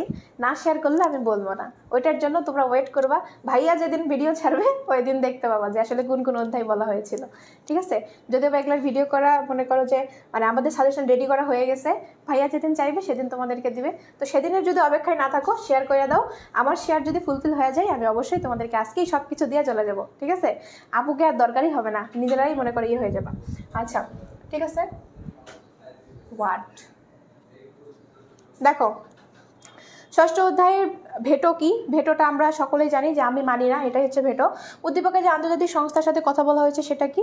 আন্তর্জাতিক সংস্থাটা হচ্ছে আমাদের জাতিসংঘ, ঠিক আছে। তো এটার সাথে রিলেট করে অ্যান্সার দিয়ে দিবা। আর হইতেছে আমাদের একটি অঞ্চলকে কেন্দ্র করে 2টি রাষ্ট্রের মধ্যে দীর্ঘদিন ধরে বিবাদ চলছিল। উভয় রাষ্ট্রই অগ্রসরী কর্মকাণ্ড চালায়। 2টি রাষ্ট্রের একটি বিবাদ প্রতিষ্ঠানের কাছে প্রতিকার চায়। শান্তি প্রতিষ্ঠায় সেটি ভূমিকা প্রশংসনীয়। এটা আসলে শান্তি প্রতিষ্ঠার কথা যদি বলা হয় তাহলে একমাত্র একটা প্রতিষ্ঠান, সেটা হচ্ছে জাতিসংঘ, ঠিক আছে। তো জাতিসংঘটাই হচ্ছে এখানে করে। আর আমরা জানি উইন্ড্রো উইলসন কে ছিলেন সেটা আমরা জানি, তিনি একজন রাষ্ট্রপতি ছিলেন। তারপর হইতেছে যে আচ্ছা, তার সম্পর্কে আমরা জানি নিরাপত্তা পরিষদের কাজ লিখো। আমরা জানি জাতিসংঘের নিরাপত্তা পরিষদের কাজ কি, সেটা আমাদের মুখস্থ আছে। তো আমরা এটা একটু সুন্দর করে লিখে দিব। দেখো, রুজভেল্ট ছিলেন যুক্তরাষ্ট্রের 28তম প্রেসিডেন্ট। এরপর জাতিসংঘের নিরাপত্তা পরিষদের কাজ হচ্ছে এগুলা, একটু স্ক্রিনশট দিয়ে নাও, কেউ যদি চাও মুখস্থ করে নিতে পারো। এরপর হইতেছে তোমাদের উদ্দীপকে বর্ণিত প্রতিষ্ঠান হচ্ছে কি? প্রতিষ্ঠানটা হচ্ছে যে আমাদের জাতিসংঘ, আর একটা হচ্ছে উক্ত প্রতিষ্ঠানের কর্মকাণ্ড কম বেশি সফল হয়েছে। জাতিসংঘের কিন্তু অনেক ব্যর্থতাও আছে, সেটাও একটু মুখস্থ রাখবা। জাতিপুঞ্জেরও একটা ব্যর্থতা আছে, ঠিক আছে। এখন সপ্তম অধ্যায়ের আগে তোমাদেরকে একটু সাজেশনটা দিই, তোমাদের সাজেশনটা একটু লিখে নাও। এই অধ্যায়ের সাজেশনটা হইতেছে যে তোমরা কি কি পড়বা। বিশ্ব শান্তি প্রতিষ্ঠায় জাতিসংঘের যেই মনে করো যে ঘটনাটা আছে, ঠিক আছে, জাতিসংঘের প্রতিষ্ঠান নিরাপত্তা রক্ষায় যে জাতিসংঘের যে ভূমিকাটা আছে সেটা মুখস্থ করবা। আর জাতিসংঘ গঠনের পট্টভূমি, এই 2টা হইলেই যথেষ্ট ভাই। এই 2টা জিনিস একটু কষ্ট করে মুখস্থ করে নেবা। একটা হচ্ছে পট্টভূমি, আর একটা হচ্ছে শান্তি বা হচ্ছে তোমাদের এটা কি বলে, নিরাপত্তা রক্ষায় জাতিসংঘের ভূমিকা, এটা। আর তাদের একটু ব্যর্থতা যদি চাও তাহলে নিতে পারো মুখস্থ। আর এই অধ্যায়টা একটু ভালো করে পড়া উচিত, যাতে করে এই অধ্যায় থেকে কোনো কোশ্চেন মিস না যায়। আচ্ছা, এরপর আমরা দেখব যে আমাদের সপ্তম অধ্যায় কি? বিশ্ব ব্যাংক, জাইকা প্রভৃতি বিশ্বের অন্যতম অর্থনৈতিক সংস্থা। এদের প্রধান কাজ হচ্ছে বিশ্বের অনুন্নত দেশের অবকাঠামোগত উন্নয়ন কর্মকাণ্ডে ঋণ সহায়তা দেওয়া। এই দেশগুলো উন্নয়ন এবং কর্মকাণ্ড বাস্তবায়িত হওয়ার পাশাপাশি কাজের সুযোগ সৃষ্টি হয় এবং অন্যদিকে উন্নত দেশগুলো বিশ্বব্যাপী পণ্য রপ্তানির সুযোগ পায়। ন্যাটো কত সালে প্রতিষ্ঠিত হয়? আমরা সকলে জানি ন্যাটো 1949 সালে প্রতিষ্ঠিত হয়। দেখো ন্যাটোর যেই সালটা আছে, ঠিক আছে, এটা কিন্তু আমাদের মুসলিম লীগের সালের সাথেও কিন্তু মিল আছে। এইভাবে সাল মিল করা পড়বা।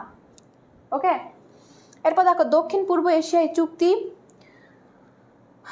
স্যাটো এর হচ্ছে গঠনের উদ্দেশ্য কি ছিল? গঠনের উদ্দেশ্য ছিল এরকম যে ন্যাটোর সাথে সংযুক্ত করে বিশ্বশান্তির লক্ষ্যে দক্ষিণ পূর্ব এশিয়ায় চুক্তি সংস্থার স্যাটো মূলত গঠন হয়। তারপরে এটার একটা ছোট্ট ব্যাখ্যা। এরপরে দেখো যে উদ্দীপকের সংস্থার সাথে স্নায়ুযুদ্ধ চলাকালীন সময়ে গড়ে ওঠা কোনো অর্থনৈতিক সংস্থার সাদৃশ্য রয়েছে কিনা? কোন জিনিসের সাদৃশ্য রয়েছে বলো তো?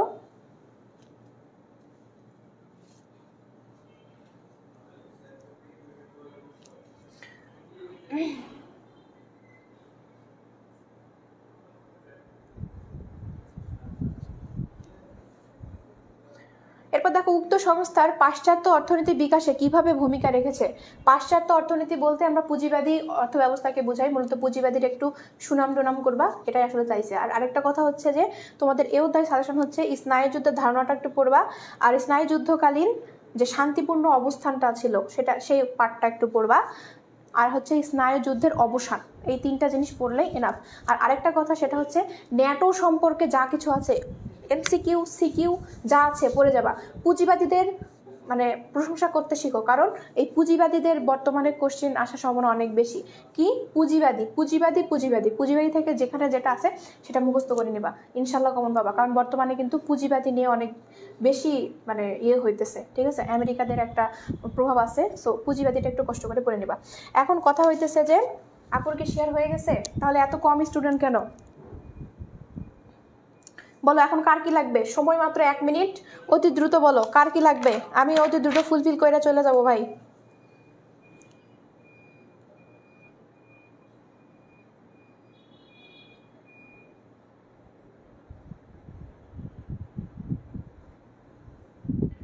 বলো কার কি লাগবে? ও 4টা অধ্যায় না? 4টা অধ্যায় লাগবে। আপু কোন আপু কি পড়বো প্লিজ বলো। আপু ইতিহাস কিছু মাথায় ঢোকে না। ইতিহাস মাথায় ঢুকবে না, আমাদের কোর্সে ভর্তি হয়ে যাও, আমার কোর্সে ভর্তি হয়ে যাও, ইতিহাস কোর্সে ভর্তি হয়ে যাও। ইতিহাস ঢুকে দেওয়ার দায়িত্ব আমার, ঠিক আছে? আমি কিভাবে ঘটনাটা সুন্দর করে তোমাদের মাথায় ঢুকাই দেই, এবং আমি তোমাকে চ্যালেঞ্জ করে বলতে পারি যে ইতিহাস তুমি আমার ক্লাসগুলা করবা, তোমাকে বাহিরে যায় ইতিহাস আর কিছু পড়তে হবে না ভাই, আমি লিখে দিতে পারবো। তোমার যদি বিশ্বাস না হয় তুমি আমার পেইড ব্যাচের স্টুডেন্ট এখনও আমাকে স্টিল দেখতেছে, তাদেরকে কোশ্চেন করতে পারো তারা কীভাবে পড়ে, তারা ক্লাসের পড়া কীভাবে ক্লাসে করে, ঠিক আছে? ওকে, আচ্ছা ঠিক আছে, আমি 4টা অধ্যায় তোমাদেরকে দেখাই দেই। সেটা হইতেছে যে তোমরা দ্বিতীয় অধ্যায়টা পড়বা, তৃতীয় অধ্যায়, আরেকটা হচ্ছে যে পঞ্চম অধ্যায়টা পড়বা, আর হচ্ছে ষষ্ঠ অধ্যায়। দ্বিতীয়, তৃতীয়, পঞ্চম, ষষ্ঠ 4টা অধ্যায় পড়বা। তুমি 7টা নাও, তুমি 6টা সৃজনশীল ইনশাল্লাহ কমন পাবাই, আমি তোমাকে লিখে দিতেছি, ঠিক আছে? এই 4টা অধ্যায় ইনশাল্লাহ হয়ে যাবে। তো ক্লাস তোমাদের কেমন লাগছে আমাকে বলো, দ্রুত কমেন্টে জানাও।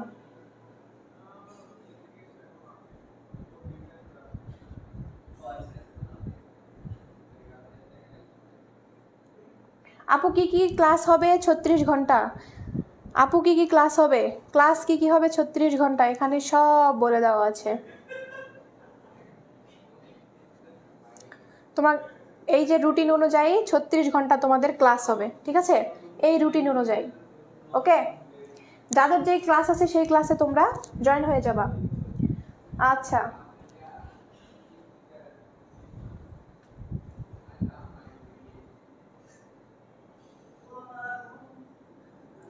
আচ্ছা, আপুর ক্লাস তাহলে অনেক ভালো ছিল নাকি? ওকে, আর কারো কোনো কোশ্চেন আছে?